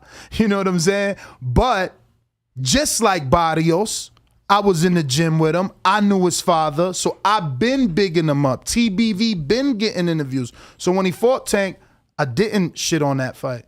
Just like Sponge, who I know, who I've been in the gym with. That's the difference. You on YouTube. You play a dude that knows boxing. I'm a dude that really does this. We never gonna be the same. You feel me? I'm in the gym. I ain't bigging nobody up. I seen what he could do. You don't gotta believe me. I said I'm putting a couple 10 hours on it. I'm gonna sprinkle 10 on money line on my man for sure. I seen what he could do. I seen him spar the Croatian heavyweight Filip Hrgovic. I seen that. I know he sparred Luis Ortiz. I know that. He in Miami. Cassius Chaney was out there. Carlos Negron was out there. Like these dudes were less than 15 minutes from each other. Tyrone Spong ain't no slouch. I hear you. If you don't know someone, even I do that about UK dudes. I talk shit because I don't know someone, but he's not a slouch, and you'll see. You'll see. And I showed pad work, and I get it. Pad work is not much, but at least you see the hand speed is comparable to Danny. I called him Danny. Comparable to Andy though. Like he's not a slouch. I don't know. I get it, man. I get it. And let's be fair. It's the unknown. Let's be fair. It is the unknown because Tyrone Spong hasn't fought a boxer that we're familiar with. Mm-hmm. Most of us are familiar with him because of kickboxing. Well, I'm familiar with him because he got the Usyk fight that never went through. So when you look at his resume, it's like, don't know that guy, don't know that guy, don't know that guy. Can't really blame people, but you get what I'm saying. Do I think it's a mismatch? I do. Do I think that he's going to have his moments in that fight? I do. But You get what I'm saying? It's a guy that people aren't familiar with who has fought guys who people aren't familiar with. So, look, I get it. Majority of his fights have been outside of the U.S., so I get it. You know, I get the... So do I. I get the frustration. I mean, it frustrates me. Let me get a screen share. It frustrates me. I go on Andy's fucking page and he's still promoting a different fight. Like, shit like that frustrates me. Like, why don't we have... And I'm going to refresh in case he's posted something in the last half hour. Oh, shit, he hasn't. So, like, you dig what I'm saying? No, I hear you, man. I hear you. Listen, again, there's like, for instance, the Earl situation that we're just talking about, where a fight was announced and I thought I knew more than the promoters, more than the powers that be. And I'm like, man, ain't nobody buying this shit. Everybody know Earl gonna body Mikey. And it turned out to be one of the most successful events in boxing. One of, 48,000 people in attendance. We was there. Great pay-per-view numbers, solid undercard. So that could be the case with Andy. I learned in that Earl Mikey Garcia situation to try to look for the silver lining, and I think that there is one here. While you may not know the opponent, Andy gets to go back to Mexico. I think that's huge and being overlooked. And, in a world where Al Haymon gets complained for not taking his fighters back to their home country or hometown, here he is attempting to do that with Andy. So, again, I'm looking at the silver lining. I was bigging up Mike Polite Coffee. Which to me, let me just be clear on something. To me, that's kind of bullshit, given that Al Haymon has took Jarrett Hurd back home. Al Haymon has took Jermall Charlo back home. Al Haymon has took Julian Williams back home. So, but none have gone back home as much as a Crawford with Top Rank. Crawford's had what, like 3 main events in Nebraska? Yeah, I mean, like, as much as Ward has had how many in Oakland? Promoters stopped building local attractions. They just stopped because they were getting hate. Like, Ward was getting hate. Like, oh, all his fights are hometown. He's getting hometown advantage. They make the draw leave their home, and again, you can't please everybody because you need to be pleasing the fighter and the local fan base by fighting him in his city and state, but then you have to please the universal and global fight fans by not giving him consistent unfair advantage to the opponent by always being in enemy territory. But a UK dude gets it all the time. Josh Warrington brings everybody and their mother to leads. Fucking Zach Parker. Zach Parker is bringing Demetrius Boo Andre, the 2-time world champion, 2-division world champion. But when it's an American or someone that lives in America, it's called an unfair advantage. Ward was criticized. Crawford was criticized. And I'm sure if we think, there's some more that were criticized for having too many hometown fights and quickly became hometown advantage. But going back to the point, the fact that the Mexican-American and the first and only Mexican unified former heavyweight is fighting in Mexico, you got to respect that. I like that. They're trying to continuously build Andy. And for a guy like myself, who's still hoping Wilder doesn't retire, the bigger you make Andy, the bigger the fight when he and Wilder is. But yeah, back to the criticizing, I think I've only criticized Charlo's opponent, man. Like, he's the one fighting, not good opposition at 60. But it definitely wasn't Tank. And, it definitely ain't Earl outside of the Mikey fight. And I didn't have, again, I had pay-per-view criticism. I knew who was going to win. So I don't know.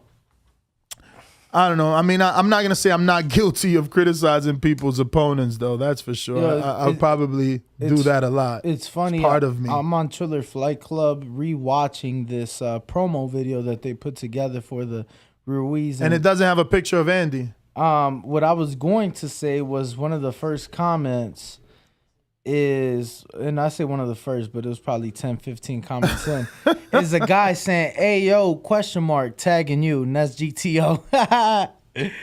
So, I'm trying to find the name of the venue because I'm having people reach out to me saying that indeed they will be fighting in the largest bull arena nice. that there is. So I'm just making. I wonder, should we go to this, man? It's Andy, man. It is Andy, but his numbers ain't do well on pay-per-view with Areola, right? Yeah. It didn't, but that was a Cinco de Mayo fight. And what's the date on this? This is July 16th. Oh wow, they giving us some time for promotion. What I'm saying, when Andy fought last year, wow, 3 months out, May 16th, June 16th. Wow, that's good for them. That's good for them. A 3 month out announcement. That's not common. It used to be common. That's not common. I like that. That's a lot of time to give you to prepare. And that's good, right? Hell yeah, that's good. It gives hopefully we could get some sort of media tour or your press tour. Press tour? I don't know. Spong is just not that would help with the popularity. I'm just saying, if the fight's in Mexico City, why not go to Mexico City, promote it, and then why not do something in the Valley? I was gonna say LA. Okay. You know, something central. Let me get to Oscar here in San Antonio. What's up, man? What up? Danny? What up? So, Andy versus Sponge. That's what we're talking about? Yep. I got Andy. But I don't think Sponge should be taken lightly because Usyk pulled out for a reason. I'm pretty sure he's seen something, and he pulled out and picked a less worthy opponent. Thank you. Yeah, man. I agree with Bo, man. I like Ness without coffee in the morning. I like it because it makes me look like I'm not listening to talk radio sometimes. I love it when you get mad and argue. But I think Errol's making himself look bad, bro, by taking this long to fight Crawford. And another thing, that's the reason why UFC guys don't really get shitted on, because I think Danny could agree with this. They have a rivalry for like 2 years and they're already fighting. They don't take 5 or 6 years to build something up. You know what I mean? And another thing, like I said, with Errol, I think he couldn't knock out Mikey. I think if he wanted to, he would have, but I don't think he could have, because I don't think Errol really cares what people think. Like I said, he hasn't fought Crawford yet, and he's not willing to fight Thurman anymore. And in that, I got Ugas. Hitting him with that loopy right hook around that peekaboo guard. But like I said, that's it, man. Shout out to all my sanitation workers out there, and y'all have a good day. Shout out to you. Yo, that's actually a nice little breakdown. That's something to look for. Ugas does have a nice reach, and he does like to loop those shots, man, around the guard. Earl does use a high guard, but, bro, I've seen Earl spar heavyweights, light heavyweights, super middleweights. I don't know, man. You got to be able to hurt that dude to stop him from throwing punches, and I don't know who could hurt him, honestly. Even though Emmanuel Lardy did shake him up. But that's a shake-up, man. I don't think that's the same as being, put down or knocked out. I don't think it could even be compared. But don't forget, today at our evening show, which starts at 4 p.m. Pacific Standard Time, 7 p.m. Eastern, we will be having Shakur Stevenson on the show, God willing, if all goes well. And this morning, I think we should be having Shane Mosley. Is he also on the schedule? Correct. Also on the schedule. Maybe you should check with Mike Leonardi to make sure he gets here on time. Can I get a quick screen share? So this is the Plaza de Toros in Mexico City, where the fight against Andy Ruiz versus Tyrone Spong will be taking place. It is indeed the largest bull arena in the world now. So over 40,000 people sitting right here. And I know we just saw Jaime Munguia fight in a bull arena in Tijuana, and you were very fond of the setup. I love the way it looks. That's why the fact that you're saying the Andy one is a bigger bull arena, I might want to go. Look at that. Oh, wow. Could you imagine that many people there for boxing? And I don't know if you could see right here where my mouse is at towards the top, but there's still another section up here. Oh, that's people in there too. Yeah, there's still another section up here. So, if they can promote it, they're 3 months out. They have plenty of time to push it, promote it. And if they can get a good, solid undercard, I think that they may be able to do 40,000 plus. I want to say the capacity is a little shy of 42. So I just wanted to show people where this heavyweight clash between Andy Ruiz and Tyrone Spong is taking place. I wish it was me. I need that check. For real. How much would it take to get you in the ring against Andy? Man, as long as it's 6 figures, I'm good. I mean, Areola got in there with Wilder for 130 on paper. I can't be, begging for more than that. He got in there for how much? Allegedly 130.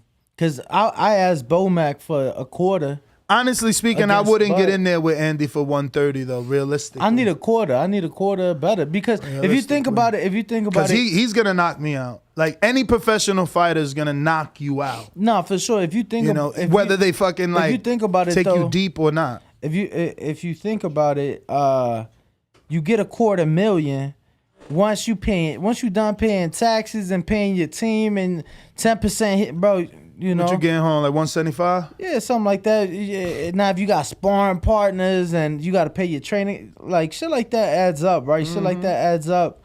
So that's why I say 250. So I get enough to have some money left over. But who? Honestly, they gave Shakur like 400,000 in the bubble. So I guess that's fair. He fought nobody. I'd be fighting an Andy. So but give me a little bit more. We the B side though. No, but I mean it's Andy I'm fighting. Give me a little bit more. Yeah, but man. it's Shakur's the A side. We the B side. We can't be asking for as much. Come on, what's wrong with this guy? Who we got next though, Austin? We got Steve in the UK. Steve in the UK. Let's get to him. Going, guys. Can you hear me? Yep. Yes, loud and sir. clear, brother. Yeah, good man. 3 points. First of all, I think we all knew Errol wasn't leaving PBC, but it's down to him and his ambiguity within his tweets.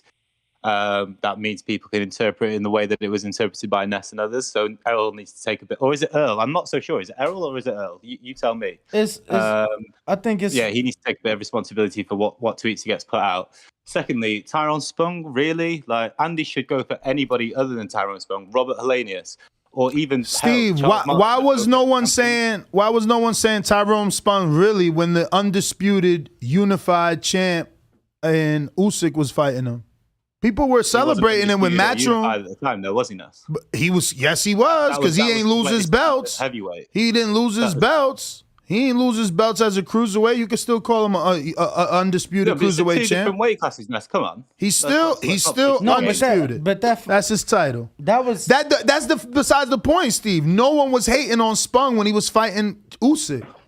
Because as I said, that was a get your feet wet fight at heavyweight. Andy isn't getting his feet wet. He's always been a heavyweight, and he's an ex unified champion. This is a backward step. Areola was a backward step. It seems like his career is regressing. Nah, they just working. He's working. There's no rush. How old is Andy? 28. Exactly. 29? So what's the rush?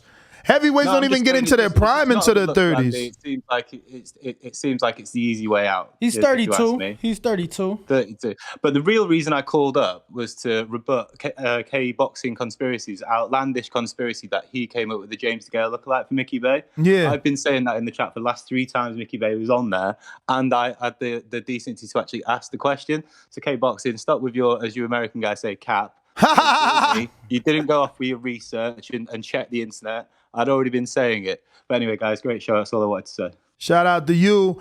And we got to ring the alarm. Let me try and do this a little better than normal.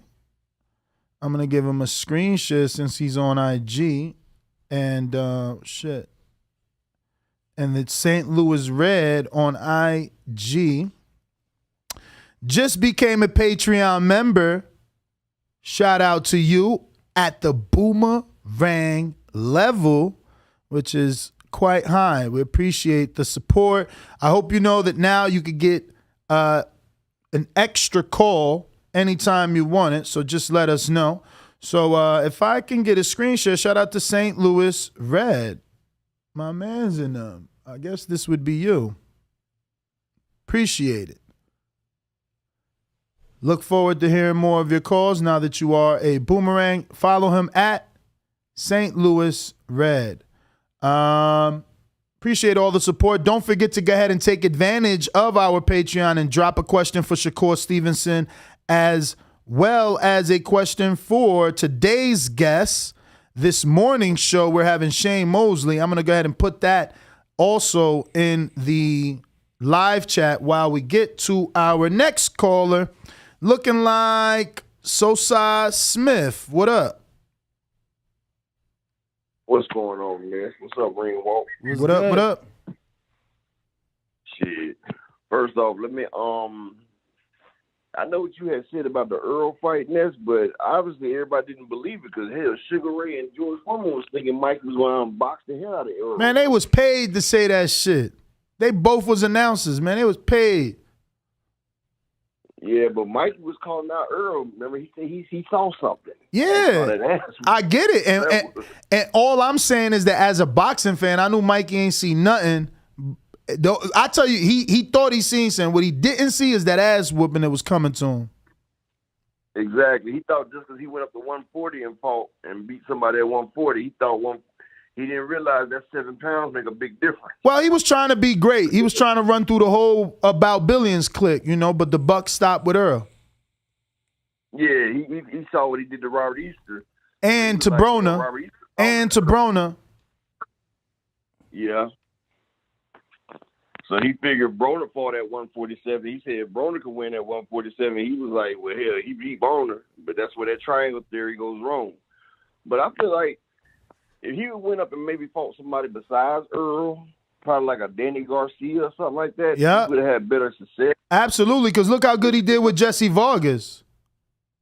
Yeah, but you just don't come in there and just jump straight in there to the big fish himself. Uh-huh.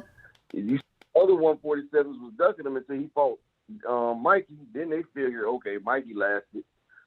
But right now, he dialed in. He focused. He dialed in focused. He gonna stop something. Oh, you going for stoppage? Hey, Danny, check my bookie. What we got on the stoppage for him? Any prop bet? For Earl? Yeah, my bookie, though. Yes. We still married to them. Bovada. We still married. Yeah, we got Bovada, but Kean ain't set up our account yet. He's slacking. It's not his fault. He's got a lot of backed up work from the old guy. But yeah, I'll turn me on to that. Yeah, you got to get with Kyla. She has the Bovada information. We got approved for them. We just need to set up the account so we can start using Bovada, who has a lot more fights than. I will say my bookie has a lot for this weekend. Yeah, they always do that for the big fight. They're a bunch of casuals, bro. Bro, they had like 15 fights with fighters. I'm like, okay, why do they have odds for these fights? You're right, because who the hell is Jason Cunningham and Terry LeColovier? So, let me see. I should do a bet on all favorites right now. Spence by knockout. Oh, snap. My bookie is a plus 210. KO, TKO, or disqualification victory. While Ugas is a plus 1100. And then, of course, they have it by round. Spence to win by decision is a minus 135. What's Spence by knockout? I drew a brain fart. Plus 210. There you go. That's some money to make. That's some money to make. If you guys want to head over to my bookie, you can bet round specific, victory of method, over, under, and of course. Yo, all my Dallas people. Do you know Adrian Teller? Dallas. Adrian Teller. He is 12-1-1, only 5 KOs. He is born and raised in Dallas. Do you know him? He's going to be taking on F.A. Atoba Apuche, who's coming off the loss to Brandon Glayton. What made you bring him up of all people? I know F.A. Tobar Pucci is trained by Ronnie Shields. Plus, that Glayton fight was a banger on PBC. And he's on the undercard of the Earl fight, April 16th. Okay. We got Sosa Smith with the super chat. Said, I did a bet Tuesday. 5 UK fighters, $300 years on 75. Huh? I don't get what he. I don't get it either. Yeah, I don't get what he. All right, but let me get through. Next. Let me get through a caller here. Yeah. We got.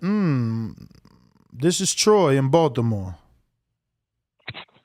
Good morning. And blessed up. I'm over here having a good laugh at your expense because your boy goes from undisputed to Chris Arreola to Sponge. He's not raising his level of competition now, is he? Especially when the man is out there. This is raising your level of opposition. He's fighting undefeated heavyweight. Is out there. He's fighting undefeated heavyweight. Nesta, you're talking to Troy Graham. I know about Sponge. He's a former kickboxer and all that, who's only known for that highlight reel knockout that's on YouTube. He's not known for being a boxer, Nesta. Cut it out. Knock it off. Cut it out, man. I don't know what you mean. Why didn't he fight Ortiz? How? Maybe Ortiz didn't want to fight him. Maybe Ortiz didn't want to fight him. Okay, but listen, Sponge is not a big name. He's not even highly ranked. Nobody knows who he is. Tell the truth. Be honest now. All right, bro. Tell the truth now. I mean, I can't. Right. You know, it's funny that you forget. It's funny that you forget the things that you tell us here on this show, but I get it. You know, Alzheimer's is real. You're very old. Tell me what I said about Sponge. No, never about Sponge. Never about Sponge. But I can recall. Tell us about Luis Ortiz. Can I speak? Because I can recall you telling us about, the importance of being in gyms, right? And then I think you went into a story about how you train your son and you have a daughter that can fight, right? So that's probably the same time you told us the importance of being in gyms. Now here you are clowning me for picking or at least telling my audience about someone that I witnessed in a gym. Thank you. Alzheimer's is real. Fighters are in gyms, Nesta. That conversation you just pulled up made no sense. Okay. All fighters are in gyms. Okay. I mean, I witnessed them in the gym. I know what he can do. You know what I mean? That's all I can say. No, but listen, man. You're not talking to nobody. You're talking to me, so you can't get me with all that foolishness. Come on, man. I mean, I hear you. So you don't value the people that you see closely? Say that one more time. Do you value the people that you can see closely? Do you value the people that you can see in the gym? Of course I do. All right then. So then I don't understand why I'm being knocked for that. Like I got to see Shane Mosley in the gym, and what did I say? I said I'm still picking Rosado because that's my guy, but Shane is looking good and he looks bigger. I said that. And look, he won.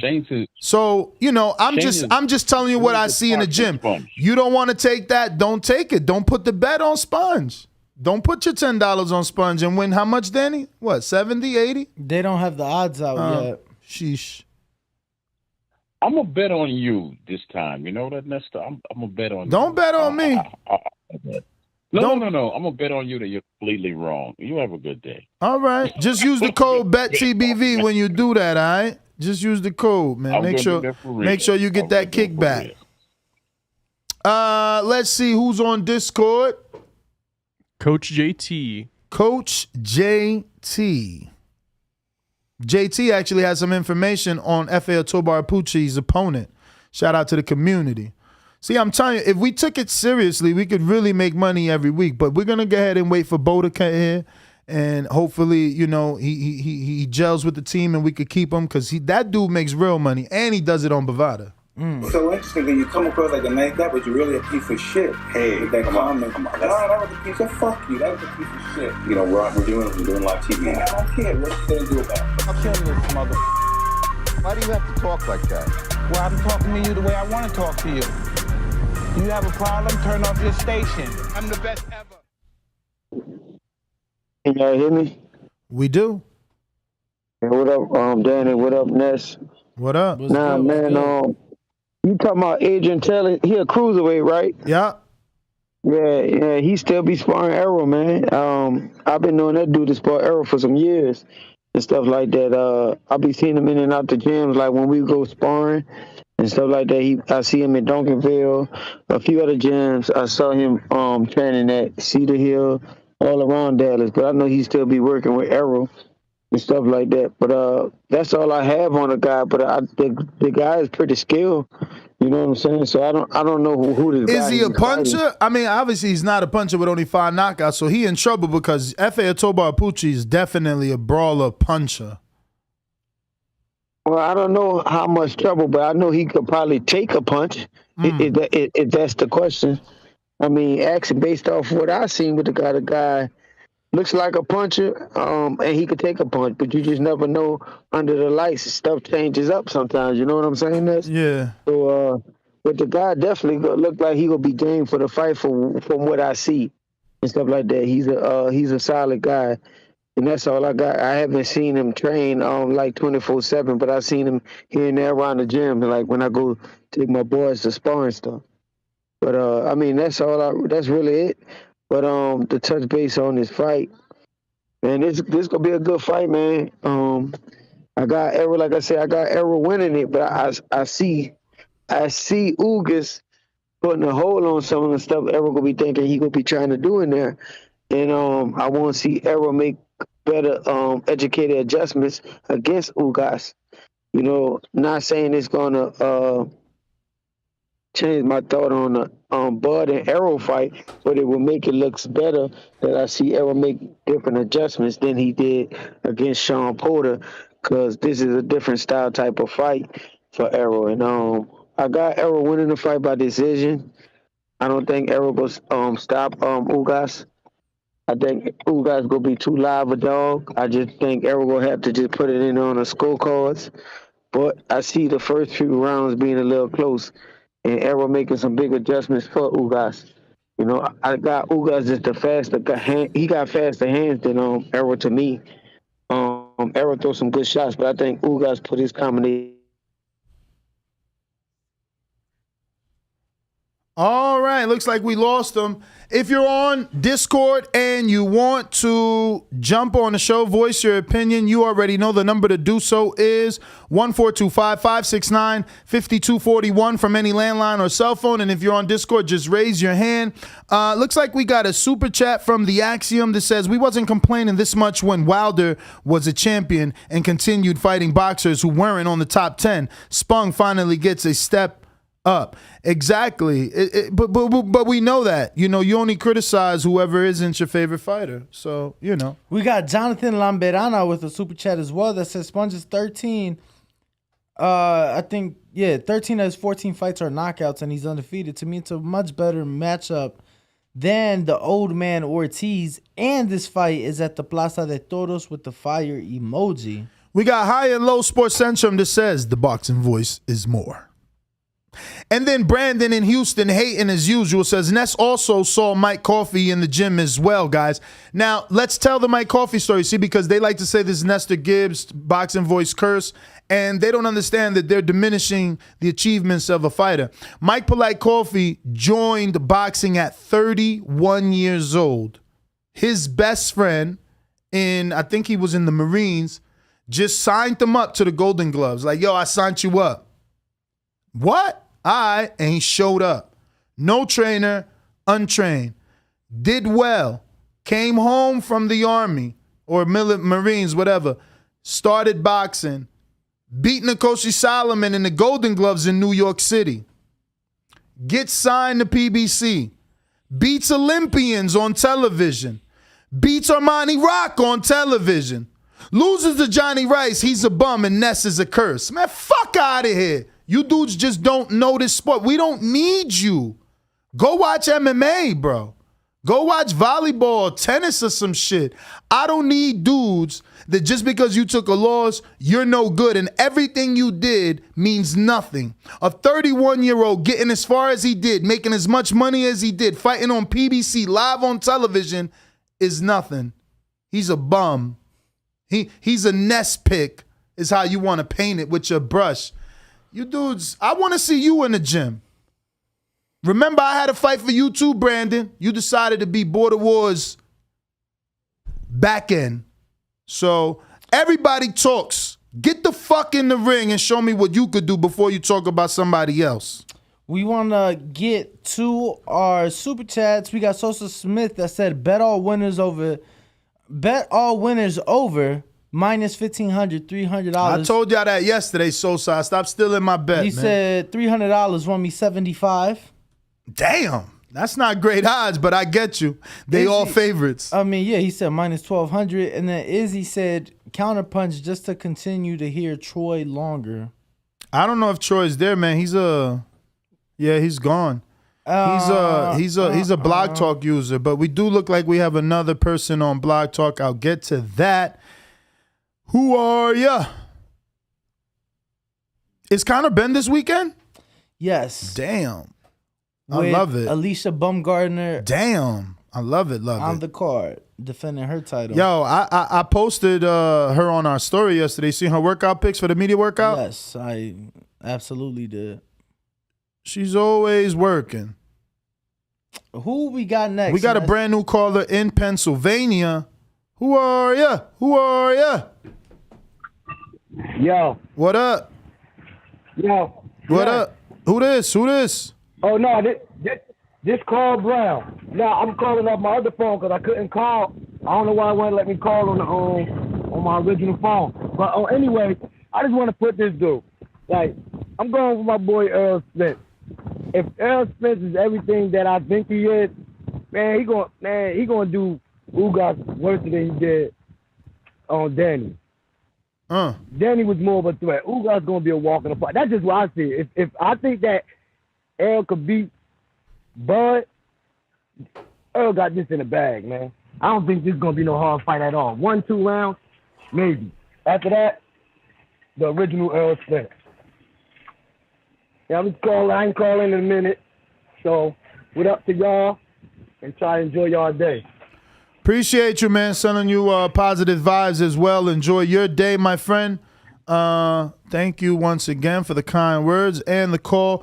I want everybody to get ahead and hit that thumbs up button right now. It's going to help with the visibility of the show. Plus, we're trying to grow, so it'll probably get us some new subscribers. You'll probably put us in the eyes of other boxing fans, letting them know we talk boxing 7 days a week, multiple times a day. And we're creating, some definitely exclusive content. We have our own little live fight chat style going on here, and we're going to be doing fight parties, starting with our 420 show that is in about 4 days. Producer, have you gotten the products? For our 420 show. Yes, perfect. Some of them. All right. And Danny, have you reconfirmed with our bud tender? Yes, I have. And guess what I got yesterday? What's that? The CFO's number of a big dispensary out here. I did see that. You did see that. I got a cash app from Sosa Smith that says Floyd and Canelo equals success and GOAT loss. I don't get the loss, though. And a GOAT loss. No, and a GOAT loss. So I guess he meant to say Clarissa did lose in MMA. Sosa Smith back with another one says, everyone was saying Earl would lose. To who? Better not be the Mikey. You better get out of here. And only Mexicans were saying that, and they weren't Danny. Yeah, it definitely wasn't me. Nah, some of the legends was definitely riding with Mikey for whatever crazy reasons. Of course. We got Dre Bogus. Why are you bogus? He says, hope to see y'all at the Stevenson versus Valdez. Well, you may see Danny, but you won't see I, because I got to work the ship, man. I got the man the ship. So for Stevenson Valdez, do I have a co-host yet? I don't think I do. I flew Adrian out. That's why Bo's not here Friday, because Adrian is filling in for you. He gets here tonight or tomorrow. So, Adrian Rowan, that is. Well, if he gets here tomorrow, he wouldn't be filling in for me, right? You know what I'm saying, bro. Stop it. Nah, don't. Stop it. He gets in here tonight. He said, I definitely need to go to the dispensary. Bruh, I don't do that, bruh. I don't pick people up without bud. Like, I pick you up with a fat one rolled and 2 more to go. Like, I don't do that. You know what I'm saying? Who picked me up, though? They had JP. Shout out to JP in Cali, Long Beach. He picked me up with like 4 of them damn things and 1 infused. That's how you do it. Shout out to Santiago. He did that too. Know what I mean? Shout out to James, even though he ain't I don't think he did that. I don't think he brought one roll. He might have, but he definitely took me to the spot to get my own. I appreciate you. Where's my callus? That's what I'm saying. We need a just an audio producer. Like right there, when every time somebody should have been like, I appreciate you. You know what I mean? That would have been so much better for like production. Danny will be at the Canelo fight in Vegas on May the 7th. You best fucking believe it. Yes, Danny will be there, but we'll be having an all-out Mexican fight party with full-blown sombreros, chips and salsa. Oh, I got a screen share something for Danny. And 0 Mexicans. Not true. Totally not true. Who's going to be the Mexican? First of all, honorary Mexican will be in the building. This is being cut off. I don't know why, but it's all good. He probably doesn't want his face shown. This is our 5-year-long sponsor, letting Danny know. Oh, you talking slick? I'm going to bring this. This is not just 1942. He said this is something else. Let me take that down. That's the Magnum. Yeah, he said that. Which all the Magnum is just a word for a bigger bottle. Okay. So, you got your fifths, which is 750 milliliters. Uh-oh, expert talking. Right? So your Magnum is 1.75. So he said that better be polished when he leave, meaning y'all got to flatten that damn thing. Look, El Camino, bro. I remember crazy. You better work out because it's like a battle here. It's like he's coming purposely to drink you under the table. And first you said, correct me if I want one of them hoodies, FYI. I never had a cookies hoodie. Is that gonna be Shakur fight week or Canelo fight week? Shakur fight week, the 29th, Friday, right before you go to the fight. So you good. Beautiful. Hopefully you wake up for the fight. Nah, I'll be up. A lot of 1942 in your system. I don't know. We just don't know. We just don't know. Who else we got? We got a couple people on Discord. We have Swift out the 813. Swift out the 813. Let's get to Swift. Oh, that's Tampa. What up? Mic check. We hear you. All right. What's hood fam? What's hood fam? How y'all fellas doing this great fucking Thursday? Amazing. Beautiful, man. I ain't really got a horse in the race on these couple fights except for the Earl one. We're looking forward to that one, we all know. But I also just want to call in and give y'all guys y'all fucking roses, man. Got to give y'all roses every now and then, dog. I got a great show, great chemistry. Love hearing you guys every morning, man. Also love the community, man. Love the back talk, man. All the producers that got something to do with the show, making it a great #1 boxing show in the land. You know what I'm saying? Always great interviews. Appreciate that. Shakur. That's my man, dog. I can't wait to see him on the show. And yeah, man, just want to call in, go ahead and bless y'all with the roses, man. So nobody can say we waited till y'all was going to give them to you, man. Appreciate you guys for giving us that boxing voice, and that's my call. All right. All right. It looks like Dillian White's trainer is ready for that interview.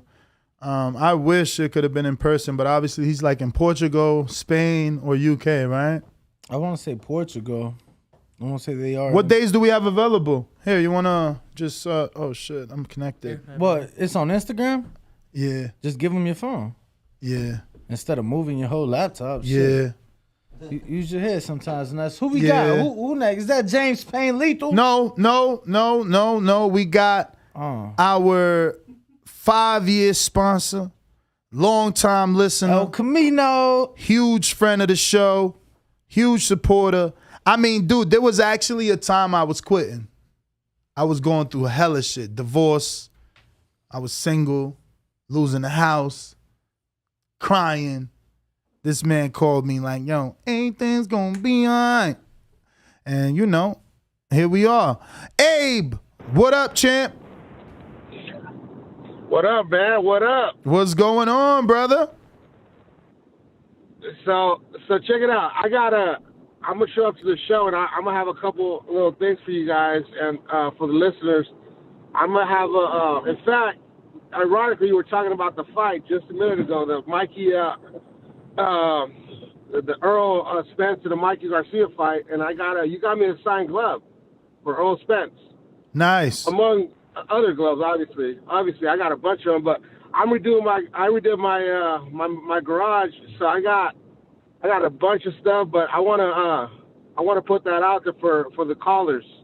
The signed glove by Errol Spence that you got me, and along with that, I think you see my text. I'm gonna bring a Magnum bottle of 1942 for me and Danny. Nice. All right, let's do it, brother. But yeah, man, I'm glad you're doing good, man. I like the chemistry with Danny. Danny's I gotta get him drunk so he can open up more. Hey, Abe, you don't remember meeting me? You were in town for Canelo, Danny. Hey, bro, listen. Check it out. I got a good memory, homie. Like, Daz's got a really short memory. I hope the memory's not as short as his penis. That's all I gotta say. Right? I remember meeting you. I remember you dressed like Kanye West. You're like a Mexican Kanye West. Nah, hey. Yo, the crazy thing is he loves Kanye. Because, hey, that fool, he has this fucking toupee going on. Like, who the fuck is this dude right here? But anyway, I remember meeting you that one day. You're wearing a white shirt. And then we're at we're at some bar. I don't know what the fuck at the bar. MGM lobby bar. MGM. Yep. Good times. Yeah.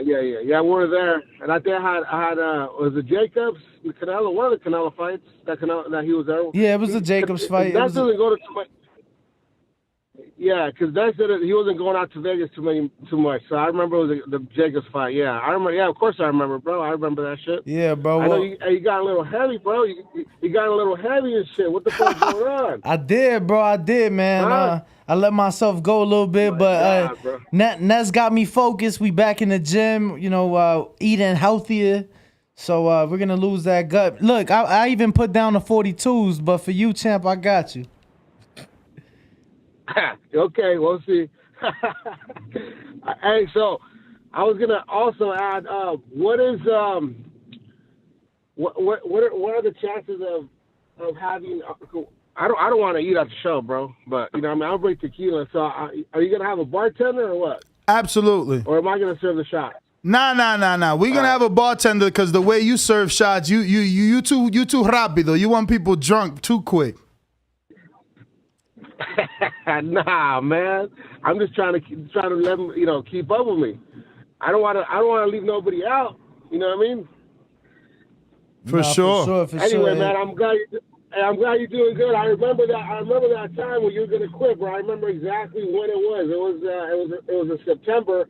You canceled a couple of shows, and I give you a call. Like, what the fuck's going on? You know what I mean? I ain't fucking hearing my show in the morning, and I called you up, and then I think right after that, that's when I told you, man, let's put this appreciation party together in Vegas. Over here. Sure. We put this together in Vegas. We had Wilder. You had what's your boy over there from Casual was there. Caleb Plant was there, right? Calderon. Caleb Plant. Yeah, Jordan. That's when they were. I know they were dating. And then Wilder, of course, fucking nicest man you ever meet. Couple. I mean, you had Kid Chocolate. It was a nice little party. It was in Vegas. But anyway, that was around the time. And then that's actually the time where Ward, when we meet you, Hexer, and then Pittsburgh. What's that? That white boy from fucking Pittsburgh. What's his name? Oh, Bruce. I miss Bruce, man. Bruce Kleitz in Pittsburgh. Yeah, so anyway, that's the time. Remember, I had a little table over at we went to go see the fight together. Nah, I remember. Yeah, that was a good time, man. But yeah, man, I want to give out respect and fucking honors to everybody that's been part of this, bro. Everybody that's been on your show, whether it was good or bad at the end, whatever the case is, man. Everybody, and including the callers. You know what I'm saying? Because that's what I think. That's the biggest deal right there. People that call in from all walks of life. I like that. I appreciate that. And I like it. You just have this caller call you and tell you exactly what it is. You was watching boxing when you were a fucking nut, bro. You know what I mean? Mm-hmm. You weren't even fucking thought of. I'm gonna go back. You weren't even thought of them. You know what I mean? Yeah. But anyway, man, I look forward to it.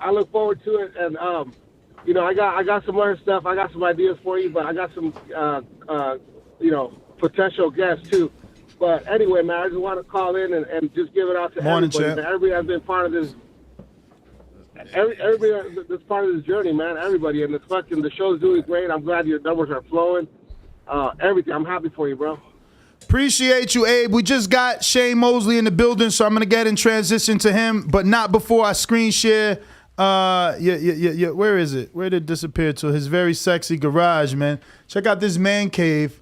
And obviously the man in question, Andy Ruiz, capturing the belts in the unification. But shout out to Abe once again, has been a sponsor of the show for 5 years. We appreciate you. But now we have, it's the champ in the building, Shane Mosley Jr. Oh my God. Listen, we were just talking about the importance of, seeing fighters in the gym, right? Because Tyrone Spong is obviously receiving a lot of hatred, a lot of who's this guy? Why is Andy fighting this guy? But I've been in the gym with him and Pedro Diaz. I've seen him spar the Croatian heavyweight Filip Hrgovic. So it's like, yo, don't sleep on this guy. Right. Same way I told them, yo, Shane is big as hell.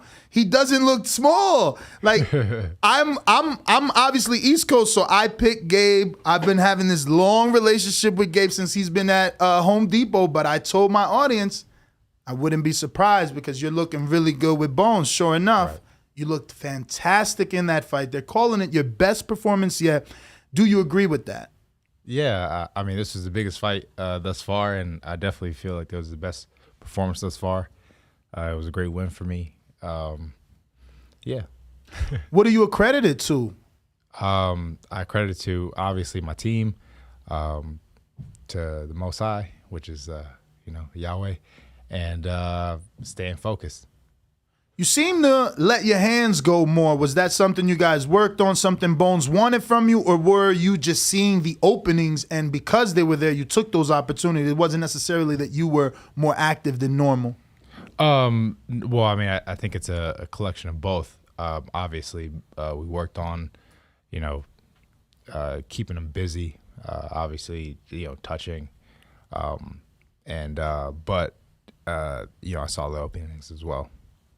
Nice. Now, Tim, this was your first time fighting at super middle in like 5 years. Right. How did you feel physically? Obviously, you performed very well, but how did you feel? How did your body feel? And are you considering staying at 68? Well, I guess we'll start off with the first side of that, which is I felt like normal. Like it didn't feel any different really, because I feel like I'm gonna go to the same spot, like weight wise, when I rehydrate and things like that. So the weight necessarily doesn't really matter. But I guess to answer the other question, which is where am I going to stay? I'm going to stay where the opportunity is. If there's opportunity to, get closer to a championship at 160, that's where I want to be at. 168 seems to be gridlocked right now for, Canelo has all the belts. Unless he plans on vacating them, there's not many opportunities at 168, right? So I'm going to go where the opportunity is because I want to be a world champion. I feel like they're going to offer you the Jaime Munguia fight at 60. Obviously, they're building him. He beat Gabe. Now you beat Gabe. Your last name, obviously, is legendary. So I feel like they're going to want to use your name to build Jaime. You're on the same promotional, contract or company. How do you feel about a Jaime Munguia fight? Did you see his fight with Gabe? And how do you think you would do versus Munguia? I like that. I like that fight. I think that I would do well. I'm welcome to the challenge. I don't feel like that there's that's why we're like we're here to fight. So I'd have to analyze the fight more and go in with a game plan, but I'm not opposed to that fight at all. So just because you said you'll have to analyze it more, are you a fighter that does watch film? Yes. Okay. Good. You know how many fighters say they don't watch film? Do you believe them when they say that? I mean, there's some guys that feel like you need to fill out a situation because you can't really know exactly what somebody's going to do, but you can pick up on habits, you can pick up on tendencies and things like that, which are all good to know.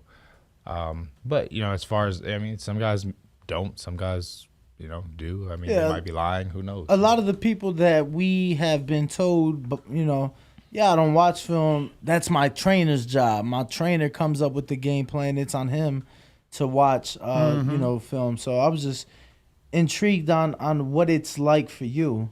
Right. It's like for you. So my dad was really, really huge on watching fight films.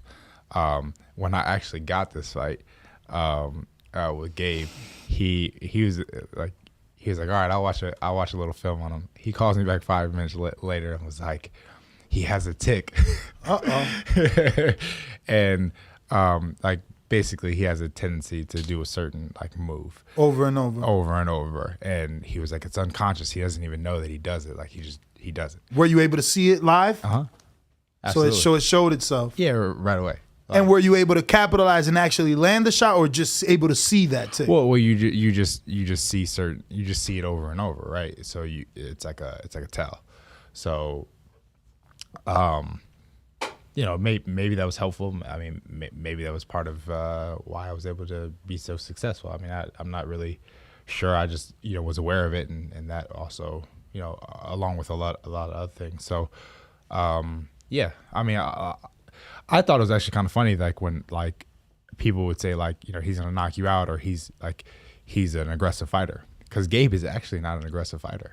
If you actually really watch him, he's actually a counterpuncher with nuts and guts. Mm-hmm. He's just a really, really tough guy, but he wants you to bring the fight to him. And everybody who's ever fought him has. Now, after the fight, is that something that you? Sorry, Danny. I know I do that every day, but it wouldn't be a good day if I didn't cut you off today. Listen, is that something that you guys knew in camp and were working on it, or is that something you just learned watching the tape? That was something that I learned watching the tape. The perception is because when you bring a fight to somebody and they don't back down, they just fight with you, right? It's like, oh, they're an aggressive fighter. But he only does that because everybody who's fought him has tried to knock him out, right? Haymon Munguia, for instance, that was a back and forth fight, but it's because he wouldn't back down. It's not because he was going to him. Munguia was actually going to Gabe, but when the fight was there, it's like, all right, come on. And that's why in the middle of the ring when he fought me, he's like, come on. And I'm like, no, that's your game. I'm not gonna, I'm gonna hit you, make it seem to everybody else that they saw that big shot, and then move around and keep on getting shots like that where I'm going, boom, yeah, that was mine. Boom, that was mine. Boom, that was mine. You get a collective view of that. You won the round. They're gonna be like, well, he won that clearly. You know what I mean? But if it's like boom, boom, boom, boom, boom, boom, boom, boom, boom, boom, boom, I think that guy won. You know what I mean? No, and that's the funny part about your fight, right? He's had tight fights with other people. Daniel Jacobs, Louis Cubaceres. He's taken to his Instagram and his social media versus Jay Leon, oh, I won that fight. I got robbed. With you, he just went to social media and he's like, I was off that night. He was the better man. Credit to Shane. So it's like you got a definitive win where other people, right? They get the back and forth on social media. How'd that make you feel for it to be a clear win where no one seen it back and forth, where no one had him winning? Well, that's what I planned for. Because I knew that any other way, I wasn't going to win the fight. How with a performance like I did I get 95-95, right?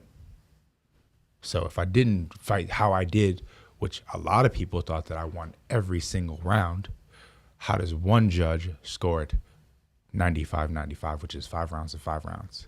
How? So I have to make it definitive. Mm-hmm. And if I fight another way, he wins. There seemed to be a lot of emotion after the fight. Yeah. You know, we saw it in your face. You're climbing on the ropes. Why was that? And Because nobody felt like I deserved to be there.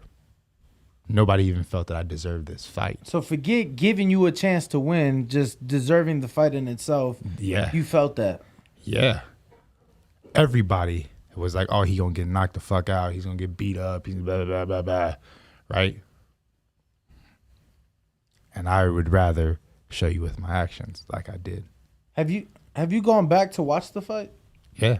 3 times already. Oh, shit. Nice, Damn. nice. I told you I study fight. Yeah, so going back now and having watched the fight and obviously having fought the fight, where do you think you go from here as far as like improving your skills in the ring? Because you've made it clear like the goal is the title, like it's not anything but that. Yeah. I feel like I have a lot of growing to do, even especially with this. You know, if I want to be at the top level, right, it only gets harder from here. So I have a lot of improving to get to. This was a great win, but there's a lot more that I need to do in order to really, really be in that top level. So, what is Golden Boy talking about in terms of activity and getting you back in the ring?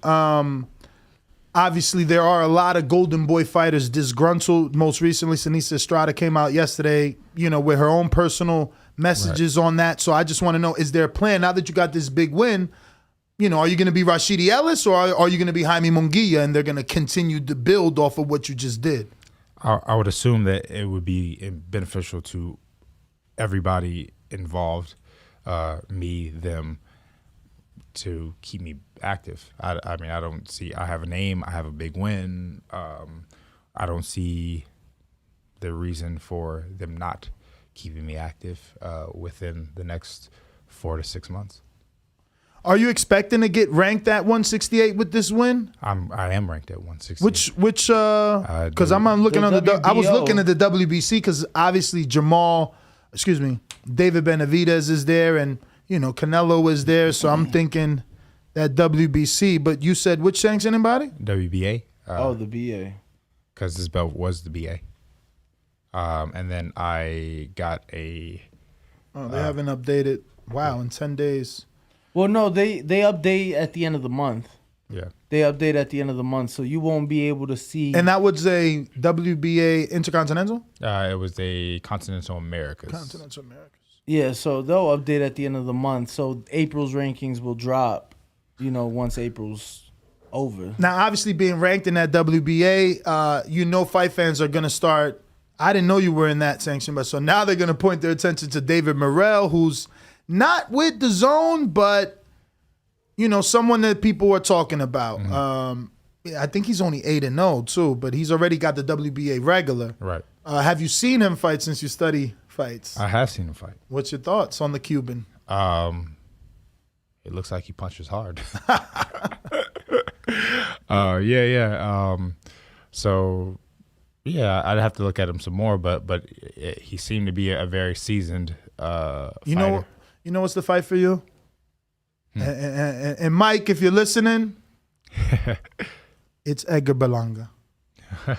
You know it's Edgar Berlanga. Come on. You know it. You know it. And Top Rank knows it. They'll again, son of a legend, they'll do it because of your last name. You just got to upset the apple card, you know? Yeah. And he's been put down most recently. You know, he's yeah. not looking as solid as he once was. So, you know, it would be for them and Bruce Trampler that barometer fight to see where he's at. Plus, it's a named fight. I think that would be great. Have you ever fought in New York? I have not yet. I fought in Connecticut. So, would you give him home court advantage, or would you look to do that neutral if you ever got a Berlanga fight? I mean, I feel like that would be a neutral fight. Okay, so no New York City. I mean, shoot, I love New York, so I mean, I might and shoot the Garden. Like if we fought in the Garden, Exactly, like, right? it Like, might it's be the like- Garden, especially with the Right. Top Rank connection. You might end up in the Garden versus a Edgar Berlanga. Is that big enough for you, or after this win, were you expecting something bigger, or you're looking forward to something bigger? Or is that just right for Sugar Shane? Ooh, you don't go by Sugar. No, Shane Mosley Jr. Shane Mosley Jr. I am who I am. Apologize. Nah,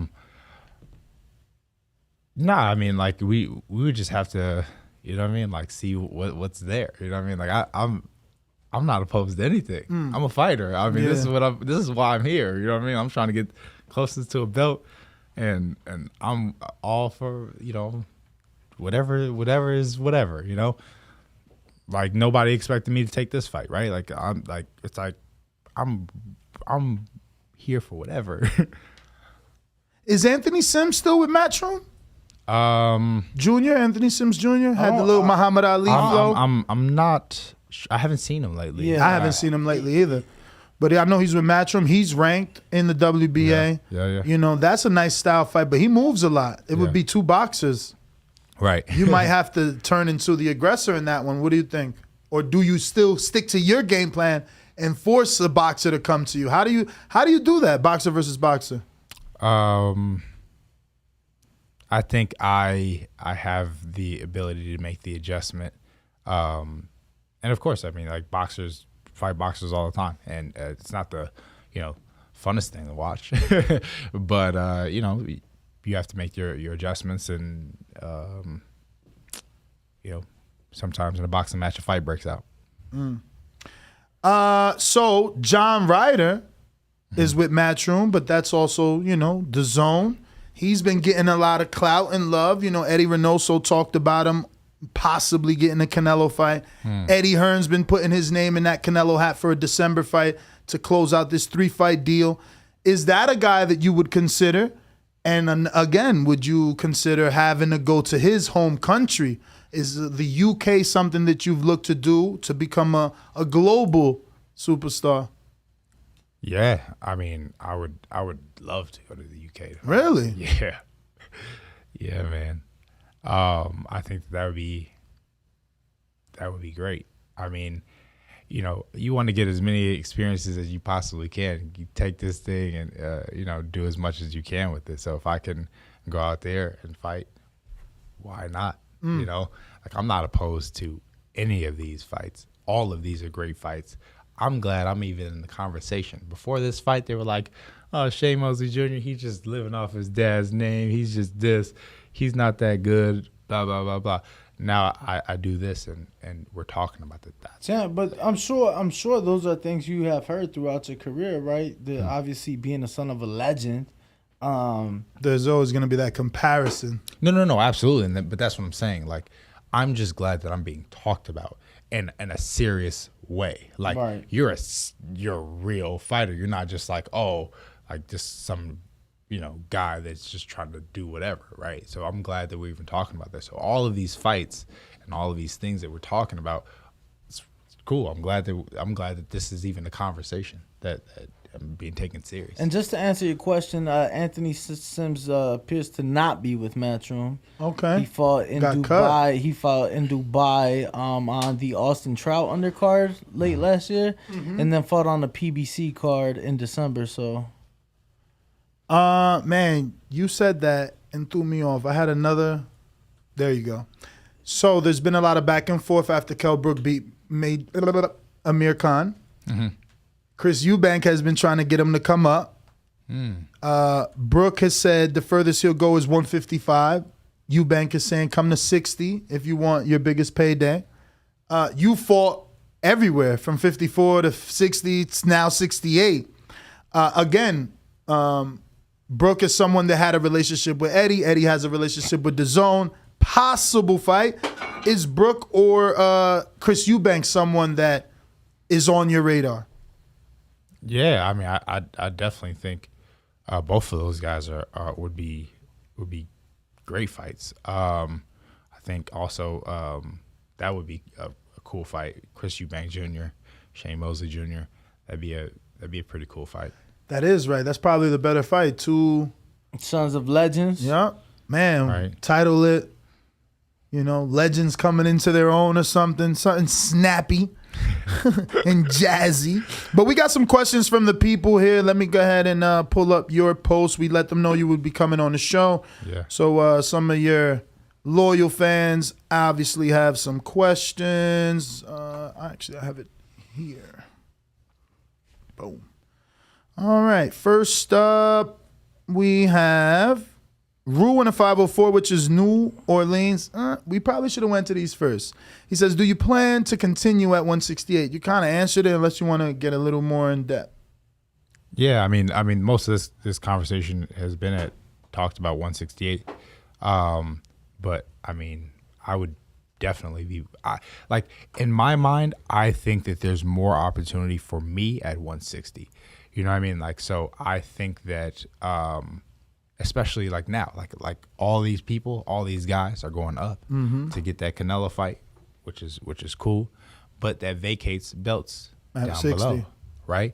So it's all right, if I want a belt, they vacate, put my bid in. Hey, I'm here. I'm willing to weigh 160. So, and then I campaign there for a while and then move back up to 168. So that's kind of where I'm thinking, which all these other fights have been great to talk about. I'm really thinking about moving back down to 160. All right. I'm glad we reaxed that then, because that was a little more clear. Yeah. Anyone in particular on your mind at 160? No. I mean, because I haven't even really looked at the ranks at 160 as far as, obviously there's Charlo, there's Triple G, Munguia. But Munguia has a fight. I think Charlo's moving up.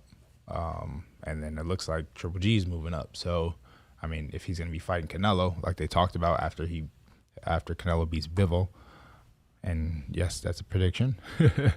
I think that goes up. So I don't know who's going to be at 160 and what's the possible fights. But whoever it is, if it makes sense, I'm all for it.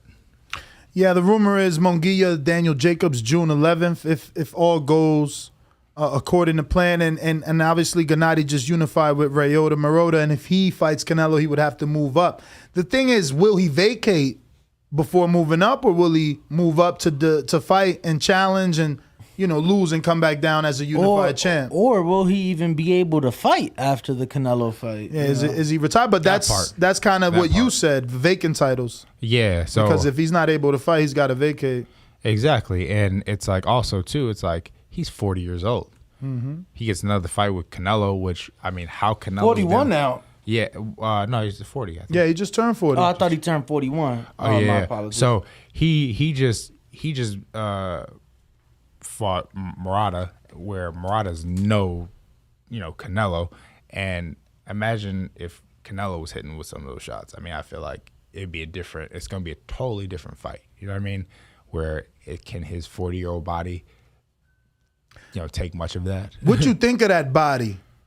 The body shots that he was getting hit with. No. Physically, Gennady, how did he look to you? Like his physique. It looked like he needed to warm up a little bit. You know what I mean? It looked like it needed, at the first 4 rounds. So right there at the weigh-in. No, I mean that looks fine. Like he looks body, how it looks is fine. I'm talking about how it was functioning. The beginning of the fight, it looked like it needed some time to warm up. It didn't look like like how he once was, where he was coming out knocking guys out quick. You know what I mean? And also that's all.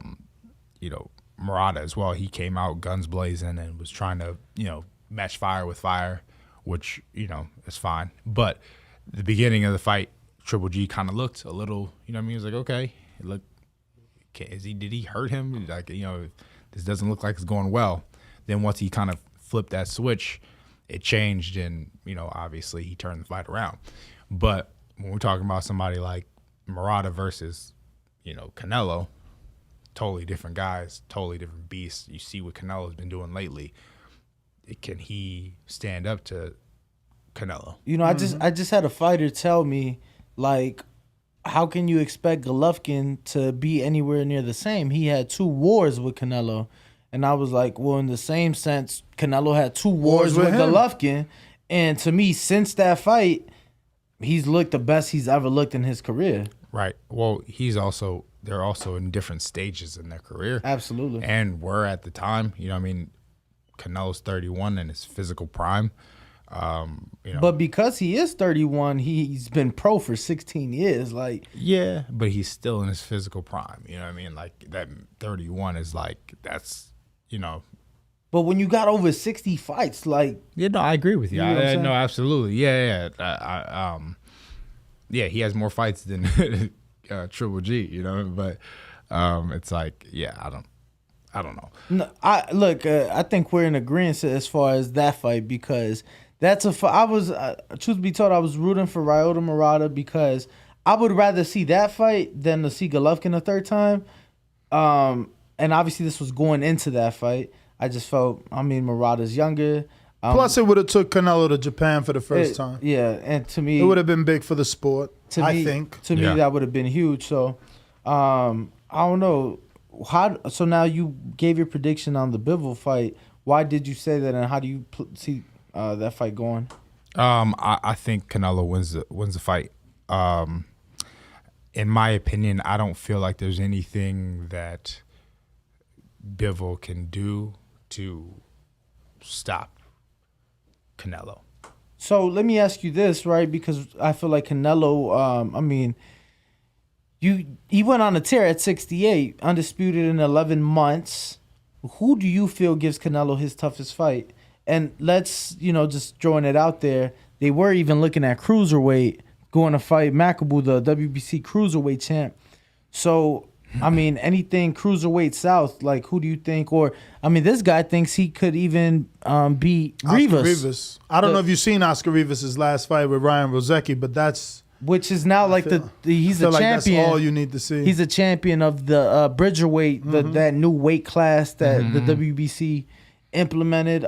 So who do you believe gives Canelo or has the best chance of beating Canelo? Well, I think I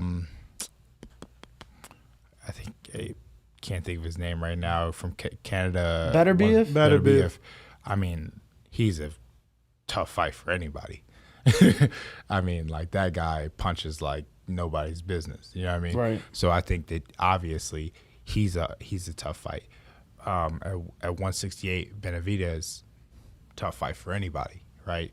That would be a hard fight for Canelo as well. So I think that they both pose challenges at that weight. As far as so that was 168, 175. At cruiser, I mean, shoot. Okoli, maybe? Yeah. I think he'd give him some trouble. Do you think that they should even go after any title at cruiser? Or do you think, like, yo, you fighting a guy weighing in 200, once he rehydrates, no telling how much he is. Do you think that that's a risk that they should even take? Or do you think that the Makabu thing was kind of like a Roy Jones, John Ruiz moment where it's like right opponent, right time? Like, we can get this strap now and then come back down? I mean, I really don't think that to him it makes any difference, because, I mean, he spars with Frank Sanchez. You know what I mean? Like, it's like, if you sparring with that guy, and that's a legitimate heavyweight, you know what I mean? And you see him knocking out guys, and he's sparring with didn't he spar Jeremiah Milton? Yeah, No. Yeah. I thought he said that they spoke on it, but it never happened. Oh, I thought I seen. Oh, maybe he might. You could be wrong. I don't know. Maybe you're right. I know. Jeremiah was sparring Frank Sanchez, and I know he was supposed to spar Canelo. He might have, though. I was under the impression you're right. he never Maybe did, you're right. But definitely interesting. Do you got more questions? We got more questions from the people before you go. Next one is from Compton. Dual Ingram says, to me, Chris Eubank Jr. is food with a name and money attached to him. Why aren't guys eagerly calling him out, and would you want that fight? Yeah, I mean, I definitely think that's a good fight to make. I'm up for it. I got Alejandro Vega in Florida that says, who are your ideal and realistic next 3 opponents?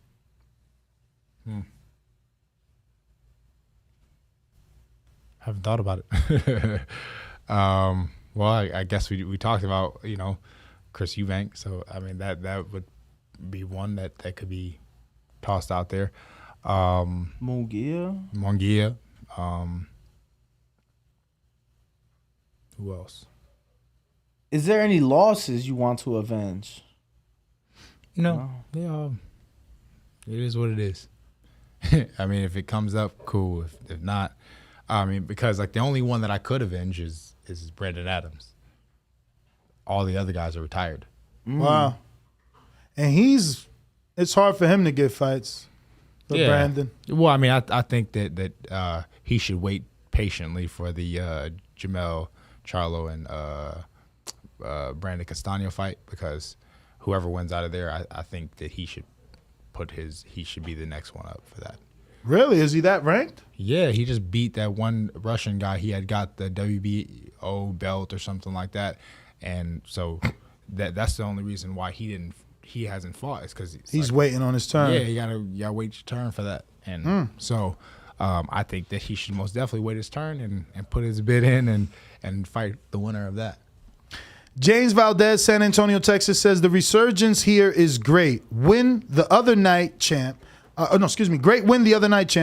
was your experience in my hometown of San Antonio after the fight? I hope you had a good one. Appreciate you. I got a photo with you at the weigh-in and saw that you gave a lot of time to the fans. Salute to you, champ.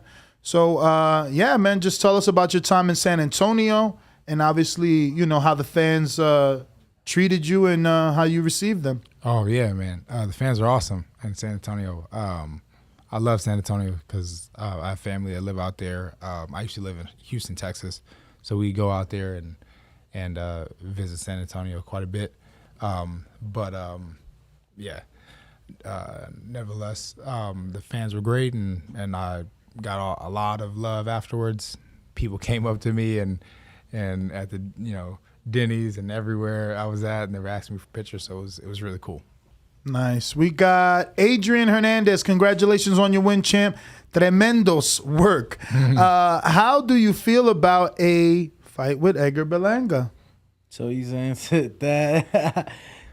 Yeah. That is a good fight, though. Let me tell you, I think that is a good fight because obviously ESPN's really big on Berlanga, and even though, like you said, the opportunities, at least for the titles, are at 60. I think that would be a good throwdown at 68. New York Bullet. Well, you didn't answer. How do you feel about a fight with Edgar Berlanga? I like it. It's so funny because I feel like boxing fans are very wishy-washy, right? They're with you 1 second, you have a bad performance, a bad night. Not to say that. Yeah, it's what have you done for me lately? Exactly. You know what I mean? And it's so funny because it's like they were like, Edgar Berlanga's the next world champion, and then all of a sudden he has a subpar, like performance, still wins, and they're like, he's shit, It's like, come on, man. Like the guy is a great fighter, and he deserves to be where he's at. But I would definitely not be opposed to a fight with him. I think that'd be actually a pretty fun fight. I agree with that. I got New York Bullet, who said, showed some good boxing against Rosado, champ. Respect. As a son of a legend, I'm sure you looked up to your father, but is there other boxers you looked up to growing up? Yeah. So one of my favorite fighters, obviously, which I feel like is many people's favorite, was Roy. Absolutely. You know what I mean? Like, I just like the agility, the everything, the swagger. Yeah, the swag. He's just super duper talented. I really looked up to him. Also, my dad used to have me watch a lot of Sugar Ray, the Sugars, both of them. Sugar Ray. Leonard and Robinson. Yeah. He used to have me watch both of those. And Willie Pep, which was really kind of funny. We used to watch it in black and white. I was going to say, Willie Pep is definitely taking it back. Yeah. Black and white. So I used to watch a lot of that. But his head movement and his boxing ability was insane. Who, out of all the 15-round fighters that there was, who would you compare yourself to the most? Like, who do you think you're very, you could, similar style out of those 15-round era fighters? I would probably say something like Sugar Ray Robinson. I would think. Sugar Ray Robinson. Sugar Ray. I mean, that's definitely not a bad person to compare yourself to. But, Champ, what else you got? I still got some more from the people. We got Brandon Lenz in Houston that says, with you now having the WBA Continental belt, would you be surprised if the WBA now orders something between yourself and David Morrell, who is the WBA regular at 168? What's your thoughts on this fight? They matching you up left and right, champ. Yeah, I mean, I wouldn't be surprised and I wouldn't be opposed to it. What do you think of his height? Was he 6'4" or 6'3" or something? I'm getting the exact height for you. So this past weekend, obviously, we had Fundora versus Erickson Lubin, and there's people that like, oh, Fundora's unfair. He's too tall. He should be fighting at light heavyweight. I'm like, he made the weight, right? You know, if you make the weight, I think, oh, he's only 6'1". Okay, that's not bad. I don't know why I thought he was taller. I thought he was like 6'3", 6'4". Yeah, I thought he was too. Yeah, BoxRec at least has him at 6'1". I thought he was like 6'3", 6'4". So, but obviously then the range. But what? Just really quick, your thoughts on fighting a guy significantly taller than you? Like, what are your thoughts on that? It shouldn't matter. It shouldn't matter. Why? If he makes the weight, that's all that matters. That's what we define weight. Why we have weight classes. It don't matter if he's 7 foot tall. If he makes 168. He needs to be fighting there. Speaking of that, what's your thoughts on Fundura? Sebastian Fundura kind of getting this hatred on the internet. They're calling him a height bully, a weight bully. I had a caller call in yesterday that said he needs to be fighting cruiserweight or David Benavidez at 168. I'm with you, man. If you can make the weight, you belong in that division. You know, you're the one sacrificing. Exactly. All those people that feel that way need to sit down, or they need to fight themselves, because, yeah, I mean, he's the one who has to sacrifice and make the weight. I mean, if you think that he's that heavy or whatever the case is, he does whatever he needs to do in order to get to that weight, run, sweat, all that stuff, which is very, very horrible, and he makes the weight. So it's him that's doing the sacrificing. Getting hit and, punched and stuff like that. So, yeah. How long have you been with Bones? That was my fourth fight with Bones. Oh, wow. Feel like you guys are coming into your own now? Yeah. Most definitely. Jay Miller says, what's up, champ? I remember watching you on the Contender, and it seems like you've made significant progress since then. What did you learn from your experience on the Contender, and how do you think you've improved since? Also, would you recommend other prospects take part in a show like that? All right, so I think the show, like the Contender, I think it could be good and bad. Obviously, if you do well in the show, it's very beneficial for you. But obviously, by going on the show, right, you have to have a certain amount of time where if you lose, you won't be fighting, right? So you got to believe in yourself, and you really have to take that particular process very seriously, because if you want to do well in there, and you want to keep fighting, you have to be focused. Obviously, it's easy to lose focus. There's a lot of guys in there that are, poking at you. They're, a whole bunch of personalities, egos, all that stuff. So you got to understand how to navigate through all of that. And I think that's a good quality to have in fighting. Like Like, for instance, right? Like, with all these questions, I'm not like, oh, yeah, I want to fight this guy and that guy. And, yeah, you know, I'm knocking everybody out. And, no, you got to stay focused and poised. And that's not always the most entertaining stuff to do, but it is the most intelligent thing to do, because I don't want you to see me coming, right? If I'm gonna hurt you, I hurt you the most when you don't see me coming, right? Absolutely. That's why even with this past fight, it's a great fight. I'm excited. I can't wait. I'm glad for this opportunity. This is an incredible opportunity. Thank you, champ. Blah blah blah. And then when we get in the ring, holy shit, what was that? Right? And that's what you want. How do you knock out anybody? What punch knocks out anybody? The one that they don't see. A sucker punch. The one that they don't see. Right? You can knock out anybody if you blindside them. Boom. Right? But if they can see it, they may be able to brace for it. Right? So that comes with the poise. And so on the Contender, everybody was talking, oh, this, that, I'm going to win this, and, you know, and I want to fight this guy. Me, quiet. And I think that you have to be that way. I have Chingong Abe that says, Ax Sugar Shane, Ax Jr., what is the biggest thing, most important thing that he's learned from his dad, Sugar Shane career in the ring? Not in the ring, but business-wise. And he just wanted to say he met your dad and you one time at the lobby bar, and your dad is his favorite fighter. Business-wise, like the business of boxing, I'm going to assume? Yeah, out of the ring. He wants to know, like, what did you learn the most from your dad's career out of the ring? Okay. So I would say,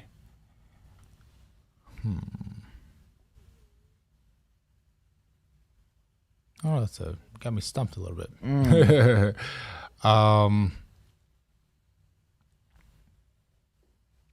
Yeah, just keep goals, I guess. All right. Stay goal oriented. We have only about one more, I think, from Chick Chickarelli. He says, yo, champ, respect from Hollywood. Love your dad and loving you now. That's that you won me a bag over Rosado. Thank you. Can't wait for your next fight. So just sending you some love. He bet on you. Yeah. One guy came up to me in San Antonio, was like, man, I won $1,000 on you, man. Wow. I was like, that's dope, man. Do you ever send someone like, yo, put it on me, man? They counting me out. Put something on. Like, do you, like your own money? Like, do you send your lady or, I don't know, your brother? Do you have a brother? Yeah, I have many brothers, actually. Oh, wow. Look at that. I don't think anyone's put that story out there. How many siblings? I got 12. What? My dad doesn't have that many, but my mom has 8 kids, and my dad has four. How have I never heard this? This is crazy. I mean, why would you care about my mom? My mom and dad had me, and then, you know, that was it. So after my dad, she had You in touch with everybody? Oh yeah, like most of them live out here. Okay, yeah. Nice. So that support is there. That's what's up. I think that was the last one, Shane. So if you have any social media you want to give out, anything you want to, direct our listeners to, maybe merch, maybe any events you may have that you need them to show up, or YouTube channels, whatever you want to do, it's on you, champ. Yeah. So my Instagram is at Shane Mosley Jr. My Twitter is at Shane Mosley Jr. And yeah, follow me. I appreciate you guys. Thank you for watching. I thank you for all the support. So we thank you for coming in early, champ. I mean, thank you for joining us. We are grateful because a lot of fighters like 7:30, 8 a.m. Like, oh hell no. We over here trying to be the Breakfast Club of boxing. They like, bro, I'm trying to wake up a little late. I'm like, yo, do your road work, then come in. You know. Right. But we're gonna take a quick intermission, take some pictures with Shane. We'll be right back. Don't forget to hit that thumbs up button so people can see this magnificent interview with Shane Mosley Jr. Hold on, was there any on members? Ooh, good question. Let's see. Uh-oh. And the answer is... Still coming, bruv. Still coming. I got to get to that tab. All right, community. What do we got? Yo, stop putting the press. There we go. Shane Mosley. We do got two more over here. All right. From Caleb V, he says, I was very impressed by your performance against Rosado. I am a new fan of yours and will be rooting for you. What is your plan for the rest of the year? Yeah, so my plan is to hopefully have 2 more fights this year. That would be great. But I guess we'll get him anywhere between 60 and 68. There we go. And we'll see where it goes from there. Well, you definitely have a consensus of who people want to see you in the ring with. Yeah, we got KDDR, who says, first off, congrats on the win. Very impressive over a veteran like Rosado. Seeing you and Edgar are fighting in the same division, is that a fight you're interested in or would like? If so, how soon do you see that fight taking place? That's a good spin on that question. How soon would you want that? Oh, well, we'd have to see how, the deal structured? Yeah, the deal structured and all those things. There's a lot of components to that, but yeah, I mean. What would be your sticking point? What do you mean? Like, what do you need to make that fight happen? Obviously not talking dollar signs. Well, I got to see if there isn't any opportunity at 160, right? Like, because if there is one opportunity at 160, I want to take that, because like this is great, and I'm, I have a lot of, buzz around that. But what if I'm champion at 160, the middleweight champion at 160, and then go up to 168? Then we talk about a different conversation with somebody like Berlang, and then that fight may be for even a title fight rather than just a fight, like who's just better. Right. You know what I mean? We could talk about a champion fighting another champion, right? Like that would be something that I feel like is more appealing. That makes sense. It does. That makes sense. Obviously, it's kind of like the whole Errol Spence and Terrence Crawford thing. They're like, oh, make the fight now. And I'm like, why make the fight now when Errol could win another belt and then make it for undisputed? It's like, I'd rather see it for all the belts on the line and only have one name, one face in the division and now, should Errol win Saturday, that puts him in position to potentially earn more money because he is not a 2-belt, but now a 3-belt holder. So obviously makes perfect sense. So that was the last one on YouTube members? That was the last one on YouTube members. Time for the intermission. We'll take this quick picture and we'll be right back. 12 years. I never expected it to turn out like this. TheBoxingVoice.com. Shout out to the community, man. I appreciate y'all. Happening, people. Info Joe, Los Angeles, in the building. Adrian, the problem rolling, the man from the frozen tundra. Keem, straight out of Florida. Liz Lowe, Decatur, Georgia. You already know what it is. It's the Queen, Martha K, Detroit, stand up. David Maldonado, New York City. Yo, Nuts, don't cut me off, man. Don't cut me off. King Amin of Essex, catch me for them championship rounds. Big Super Mac, Plainview, Texas. Davidian in Buffalo. God bless you all. Jesus name. Without y'all, it ain't nothing. Without the callers, it ain't nothing, man. Bad Girl, TKO, San Diego, California. Big Fish Vega, Palm Beach, Florida. Intrigue the Incredible, straight out the ATL. James Benitez, Huntsville, Alabama. It ain't hating, it's just the truth. Show Kid, Mount Vernon, New York, suckers. SDS Promotions. Coach Mide from London, UK. Let's go! Checking in from Tennessee, it's Lethal James, P-A-Y-N-E. It's lethal. Line 6 Reed, just spreading that boots gospel.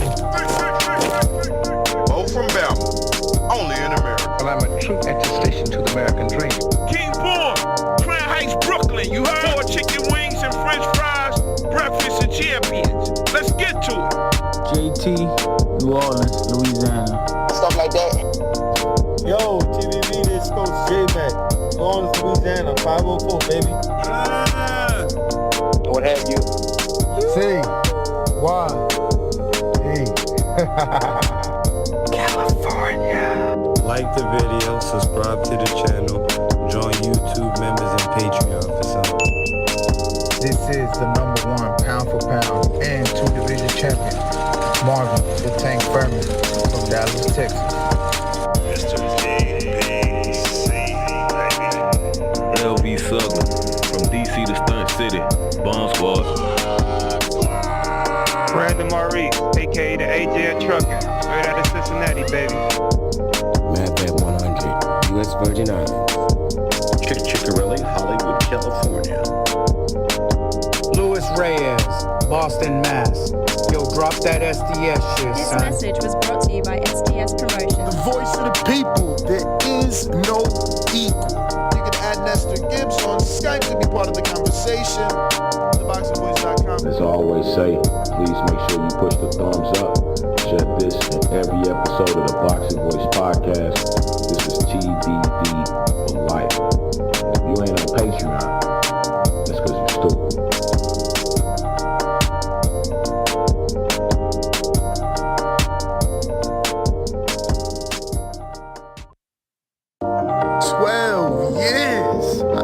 Expected it to turn out like this. TheBoxingVoice.com. Shout out to the community, man. I appreciate y'all. What's happening, people? Info Joe, Los Angeles, in the building. Adrian, the problem wrong, the man from the frozen tundra. Keem, straight out of Florida. Liz Lowe, Decatur, Georgia. You already know what it is. It's the Queen, Martha K, Detroit, stand up. David Maldonado, New York City. Yo, Nuts, don't cut me off, man. Don't cut me off. King Amin of Essex, catch me for them championship rounds. Big Super Mac, Plainview, Texas. Davidian in Buffalo. God bless you all. Jesus' name. Without Chai, it ain't nothing. Without the callers, it ain't nothing, man. Bad Girl, TKO, San Diego, California. Big Fish Vegas, Palm Beach, Florida. Tree, the Incredible, straight out the AT&T. James Benitez, Huntsville, Alabama. It ain't hating, it's just the truth. Show Kid, Mount Vernon, New York, suckers. SDS Promotions. Coach Mide from London, UK. Let's go! Checking in from Tennessee, it's Lethal James, P-A-Y-N-E. It's lethal. Line 6 Reed, just spreading that boots gospel. From Bama, only in America. Well, I'm a true attestation to the American dream. King Born, Crown Heights, Brooklyn. You heard? 4 chicken wings and french fries, breakfast of champions. Let's get to it. JT, New Orleans, Louisiana. Stuff like that. Yo, TVV, this Coach J-Mac. New Orleans, Louisiana, 504, baby. What have you? C. Y. E. California. Like the video, subscribe to the channel, join YouTube members and Patreon for some. This is the #1 pound for pound and 2-division champion, Marvin the Tank Furman from Dallas, Texas.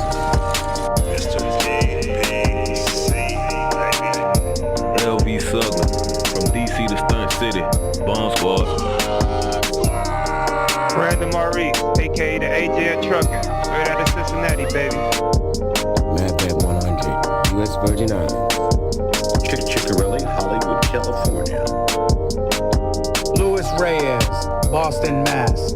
Yo, drop that SDS shit, This son. message was brought to you by SDS Promotions. The voice of the people, there is no equal. You can add Nestor Gibbs on Skype to be part of the conversation. TheBoxingVoice.com. As I always say, please make sure you push the thumbs up. Share this in every episode of the Boxing Voice podcast. This is TDD for life. If you ain't on Patreon, that's because you're stupid.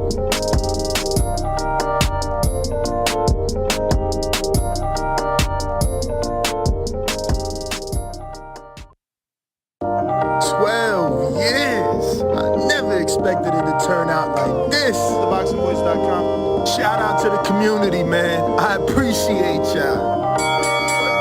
killing them people. Info Joe, Los Angeles, in the building. Adrian, the problem rolling, the man from the frozen tundra. Keem, straight out of Florida. Liz Low, Decatur, Georgia. You already know what it is. It's the Queen, Martha K, Detroit, stand up. David Maldonado, New York City. Yo, Nuts, don't cut me off, man. Don't cut me off. King Amin of Essex, catch me for them championship rounds. Big Super Mac, Plainview, Texas. Davidian in Buffalo. God bless you all. Jesus' name. Without Chai, it ain't nothing. Without the callers, it ain't nothing, man. Bad Girl, TKO, San Diego, California. Big Fish Vega, Palm Beach, Florida. Intrigue the Incredible, straight out the AT&T. James Benitez, Huntsville, Alabama. It ain't hating, it's just the truth. Show Kid, Mount Vernon, New York, suckers. SDS Promotions. Coach Mide from London, UK. Yeah. We back. Shout out to Shane Mosley Jr. for joining us after a very impressive victory over Gabe Rosado this past weekend in San Antonio, Texas. We do have a few more callers to get to, so I do want to get to that. We have Big Fish the Dream Vega. Let's get to Big Fish Vega. Need audio. I'm the big dog here. Let the little fish go so that we can catch the big fish later. I'm the big dog at the welterweight division. WBC and IBF welterweight champion of the world. At the end of the day, I'm a way better fighter than Terrence Crawford. TheBoxingVoice.com. Me and Terrence Crawford on this side of the street. We clean our side of the street, then we coming after Crawford. 60-40 or 7-30, whatever we give them. Say something else. Big Fish Vega. Big Fish Mafia. It ain't a movement, it's a lifestyle. SDS Promotions. Errol Spence. Good morning. Can you hear me? Loud and clear, champ. Good morning to you. All right, man. Shout out to SDS Promotions, Big Fish Mafia, and BH the Great, Bill Haney, man. It's funny because he just called. Ha! Hey, man, I hope he comes in, man. But yeah, man, I'm glad Errol Spence cleared that up since, yesterday we was just over here just trying to figure it out. I really think, Thurman, it'd be nice to see if he's still a top welterweight, but Big Fish got, big dreams. He got big fights coming up. So, I don't think Thurman's in those plans. So he's gonna have to fight his way in. Maybe jump up 154, try to cut Errol off, man. Best of luck to him. Man, it's Big Fish week, man. I'm loving everything that's going on. Errol's talking. Man, he looks amazing, in great shape. I saw All Access episode 2. He got the nutritionist. He just seems in good spirits. Normally he's just so, I don't know. He just seems always a little off. I guess maybe it's because of the weight drain, coming down in weight. But the energy feels good, and you heard it from his mouth too, man. It's either eat or get ate. So I'm expecting a great performance, and my prediction, I'll give it later tonight, man. Appreciate y'all. Y'all have a good one. You should have killed it with my prediction. Pain. Remember that? You don't remember that, Danny? I don't. Oh my God, that's Rocky. How could you not? Is that King Born? King Born in the building. Oh. Brooklyn Jew is coming through your town. Let's get to it. When you see old dirty bastards in a position like that, then you know that I'm getting ready to bust your. I love my TVV comrades. TheBoxingVoice.com. Listen, man. What? Goddamn Spider Crab, goddamn Shao Shane. That's all I need, and I'm good. SDS Promotions.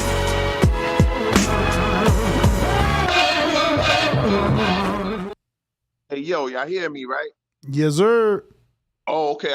Okay, cool. Just go ahead and diss me, man. Yo, love my TVV comrades. Love my TVV live chat comrades. Let's get to it, man. Yo, why is Andrew Ruiz Jr. fighting Las Vegas, man? What's up with that on Triller? Ness, how you put that shit together, man? You know Tyrone it. Spong? Listen, everybody on the TVV universe, I need you to know, how the hell did 90 seconds. Tyrone Spong, man? What kind of shit is this? Why he couldn't get Lawrence Piccoli. Why he couldn't get fucking he couldn't get Joe Joyce, man. I put that shit up in the chat, man, 24/7, man. Like, yo, you couldn't get nobody else except Ness brother. What's up, man? What's wrong with my brother? Yo, dog, listen, man. Your brother gonna be fooled. We all know that shit, man. 60 what the seconds. Fuck he gonna do? He ain't doing nothing. He a sacrifice. They threw him in the volcano. You crazy. Come on, man. You crazy, bro. But yo, I'm gonna tell y'all this Errol Spence shit, man. It's a 50-50 pick them up. I got a draw because I don't know who the fuck gonna win. For real, for real. And it's gonna be a lot of hurt feelings if Errol Spence win or Ugas win. It's 2 days away. I'm hyped up. The whole TBV universe hyped up. Boxing hyped up. And I'm going to tell y'all something. After whoever wins, that boy's running down to the ring, stepping to them. Big dog style. And that's going to be Bud. Telling y'all, man. So like I said, I don't know what the fuck Andrew Ruiz doing, what they gave Andrew Ruiz. $7 million and giving Ness / Ness brother / Ness alter ego fucking 500,000. What we doing here, Ness? Like I said, man, nobody feeling this shit. You only want to see Andy Ruiz Jr. Get him in there with somebody. Peace.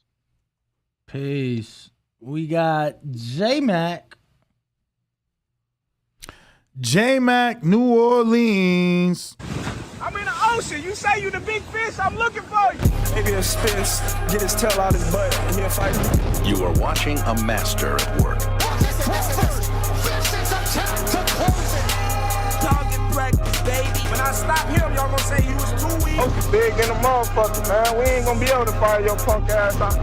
What you wanna bet on? You bet 100,000 on that. Let's bet $1 million. I'll break your fucking neck. J-Mac, New Orleans. Don't like what I said, nigga? Do something fucking about it. One of the best finishers. Give me the towel. Give me the towel. SDS Promotion. Get ready for the back attack. Yo, good morning. Good morning. Good morning. Hey, Errol, I hope he put in a dominating performance. I'll be looking forward to see how he handle Ugas column punching. I don't think it's an easy fight for Errol. I think anybody who thinks that knows that after everything Errol been through, it's kind of a little delusional. But let's see him go out there and try to make it a dominating performance. I think Ugas is not a hard task for anybody, even Crawford. If Ugas do come away from this fight, I'll be looking forward to that one because that's going to be a challenging fight as well. But I hope Errol pull it out. And as soon as the fight is over, the Bud there or not, it ain't no duck season. It's still strap season. And he keep the same energy, been pumping. So I'll be looking forward to that. If you don't talk that bullshit, I don't want to hear no excuses. I don't want no Keith Thurman. Unless you want that bullshit, we don't want it. We want the biggest fight in boxing, and that's Bud and Errol. So go ahead. You breaking up really bad. It always happens when he starts hating. You never notice that? Once he starts talking bad about somebody, the internet gods just rip him. Can you hear me? Now we can. Nah, see, I don't need you to put no extra sauce on my call because you do a lot of hating on this show. What you say, Optimus Prime? For your ass this morning, either. What you say, Whatever. Bumblebee? You heard what I said? No, we can't actually. You sound like Bumblebee. Whatever, nigga. I ain't repeating what I said.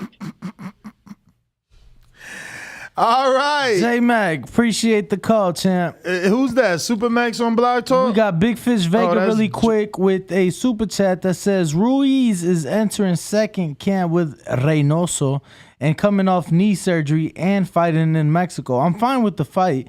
Shout out to DeSoto's #1 dad, Lil Mac. Man down. Hombre down, hombre down. We got Georgie Porgy. Yo, first of all, let me say, I don't pay showtime to see you all there not even putting a goddamn motherfucking effort. If I want to see two motherfuckers just fight, I pick up a fight with somebody in the street. Don't need that shit. You don't love that sport, my dude? Just move along. Gone. Fuck you. Next, what a great show. Thumbs up, donate.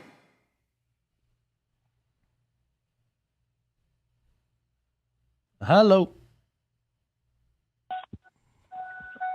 Yo.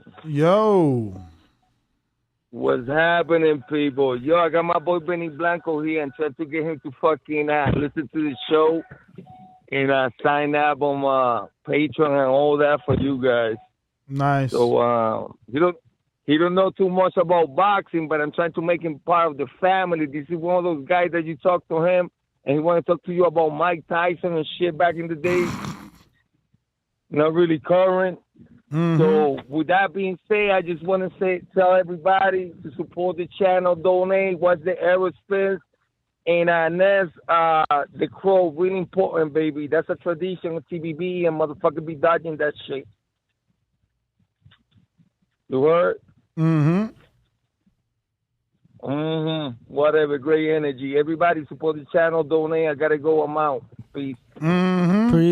Appreciate you. We do have a super chat from Mark Blake that says, thanks for all the great interviews. TBV on fire. Well, shout out to you, my brother. Shout out to you. We got TBV's People's Champ. What up? That is Brandon in Houston. Cincinnati. Anybody that know me know I've been a player, whether it was in Alabama, Ohio, or anywhere around the globe. TheBoxingVoice.com. I've been smashing Telly Swifts, man. I didn't have to become a millionaire to get that caliber of woman. One of the people's choices, one of the fan favorites, a guy that can galvanize this crowd such as myself. He's too ugly to be the world champ. The world champ should be pretty like me. The AJ of trucking. Yep, Brandon in Cincinnati. SDS promotion. Thursday. You guys are talking like they don't hear y'all. Brandon, what up?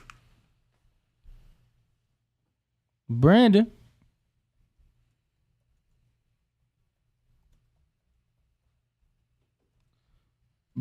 can you hear us, champ? All right, who's next? Looks like James Payne Lethal. James Payne. James Payne Lethal. Okay. James Payne is my name, partner. How about you? Standing on my property and I'm gonna see about you. If I come out on my porch, I see you chilling in your wheel. Boy, I hope you know somebody better be waiting on the pitch. James Payne, baby, see me pissing on the post. If we're playing basketball, you might see me in the post. Audio check. You straight. It's me checking in from the great state of Tennessee. It's your boy James, Payne, Mr. Lethal himself. And you know, like I know the best part of waking up. Yes, sir. The slogan from the 80s, TBV in my cup. And shout out to the TBV alumni. Made that slogan world famous. Yo, I'm feeling like John Party this morning, man. I might have a little dirt on my boots, you know what I'm saying? Because I'm a blue-collar bully and I'm on my blue-collar grind. But I'm still going to call in and go ahead and make my fight week predictions except for the Errol and Ugas because I've been on upset alert since they announced their fight. But I love Errol, man. I got to keep it 100, man. I just been hard on them in the back call. I've been hard on them in the community, man, because I just expect a lot out of them, and I want the best for them. And so on Saturday night, you know, I'm expecting to hear good news, but, you know, I'm optimistic. Now, some of those other fights, I'm interested to see what Isaac Cruz is going to do against Gamboa. Hopefully, he'll turn Gamboa into a big pot of gumbo. Stanionis, I hear he got some action coming in, so I'm expecting for that name to reign supreme. I'll give some more fight predictions as we continue to get closer to the fights. You know what I'm saying? Maybe tonight when Shakur, I'm interested for that interview too. If you're gonna get Shakur in studio, I definitely want to hear that, man. You know, that's a prime time interview, big time stuff. So TBV is handling business 7 days a week, man. You best believe it. Hey, you know it, man. What's up, Ring Walk? What up, AKA the almanac of boxing. You know what I'm saying? Ring Walk, Danny, my guy, Nestor Gills, Nest 2.0, and ready to take the ring against Andy the snicker man Ruiz. You know what I'm saying? So we're gonna see what he got going on the Triller card. I ain't watched Triller since Roy and Mike. You know what I mean? So we see what they got going on over there on Triller. And yeah, man, I'm gonna let some of these other callers get it in because right now I'm working on a 300-foot hand dig with my 40-pound shovel. Because like I say, I'm the blue collar bully and I don't play no games when it comes to breaking the ground and shit. So man, y'all know what it is, man. This the illest, trillest, dopest boxing podcast in the entire galaxy, man. The sun is shining and shit, and I think we on the third rock from that bitch. Let's see, 1, 2, yeah, this the third rock. Yeah, that's us. You know what I mean? TBV for life, man. La Familia, you know what I'm talking about. And I've been checking them numbers, man. I'm gonna have to be the TBV accountant and keep these folk accountable, man, because y'all is window shopping, man. Y'all shoplifting, man. Y'all ain't hitting that thumbs up. The views, the viewership is not matching the thumbs up, man. It is not hard, man. One press. Don't hit that. Because we need you to like this in each and every episode of the Boxing Voice, man. Because like I just told you, this is the illustrated dopest boxing podcast, man. Where else you gonna get this dope content? They got Shakur coming in tonight, man. Come on, man. Shakur. J Prince Mafia, man. Rap a Lot Records. What y'all got going on, bro? What's up? Go ahead and like this show, man. Let's get it in, man. Let's take this to every goal that we want to meet, man. Right up to 200,000, right on to 1 million subscribers. Let's get it in. Hey, I salute y'all. Thank y'all. I still got my sight set on coming to that bitch. Sticky paws. Y'all ain't ready, man. Yo, come out for Canelo fight, man. I need people on Canelo fight. May 7th. May 7th. You leave now, you'll get here by then. Nice and cheap. If I leave now, nice and cheap. I say do a state of day. Yeah. Look, you come out here, I'll put you up in a nice spot, man, overlooking the city, man. If I come out, man, hey, I gotta see. Okay. Hey, man, y'all start to go fund me, man, for my logistics, man. Get James Payne to Vegas, man. Viva Las Vegas, man. Go and get Tennessee to invade Vegas, man. Let's get it popping, and I'll contribute, man. I'll try to match the donation. But I want to come out there real talk.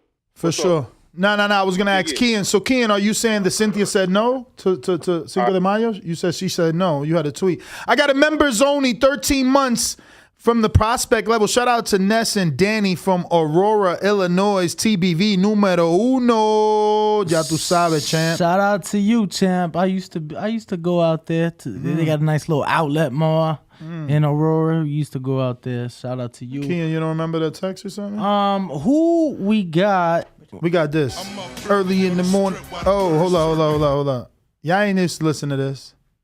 I'm up early on the strip while the birds chirping. Had to cut the phone off, so many birds chirping. What you think? Nah, that's how real, man. Dipset, man. We out here. Yo, any super chats? Nope, you just read Boxing Kings member. All right, well, if you don't know, now you know we got the very official Charlie Parsons on the team. He just uploaded 2 interviews. He's out there getting all the goodness at the Conor Benn versus Chris Van Heerden fight. So Charlie is uploading videos as we speak. He just put out a interview with Frank Smith, the CEO of Matchroom, and there's also another one there with what looks like Chris Billingman, whatever. Yeah. Check it out. We rocking. We got the whole team out there. We doing big things. Ness GTO. Till the next one. Ringwalk Danny. Oh wait, we got mad callers just popped up. Who's those guys? No, we got to those unless they got counter punches. Nah, who are they? J-Mac. J-Mac. Just J-Mac now. Oh. Who's that one there right there? TBV's People Champ. He didn't get to speak. He must have been in the no fly zone. What up? Okay. What up? Danny got to use the bathroom, man. What up? Nah, don't say that. Can you hear me now? Yeah, you good. You great. Damn, Daniel. Yeah, I don't know what happened last time, but hey, what's going on, fellas?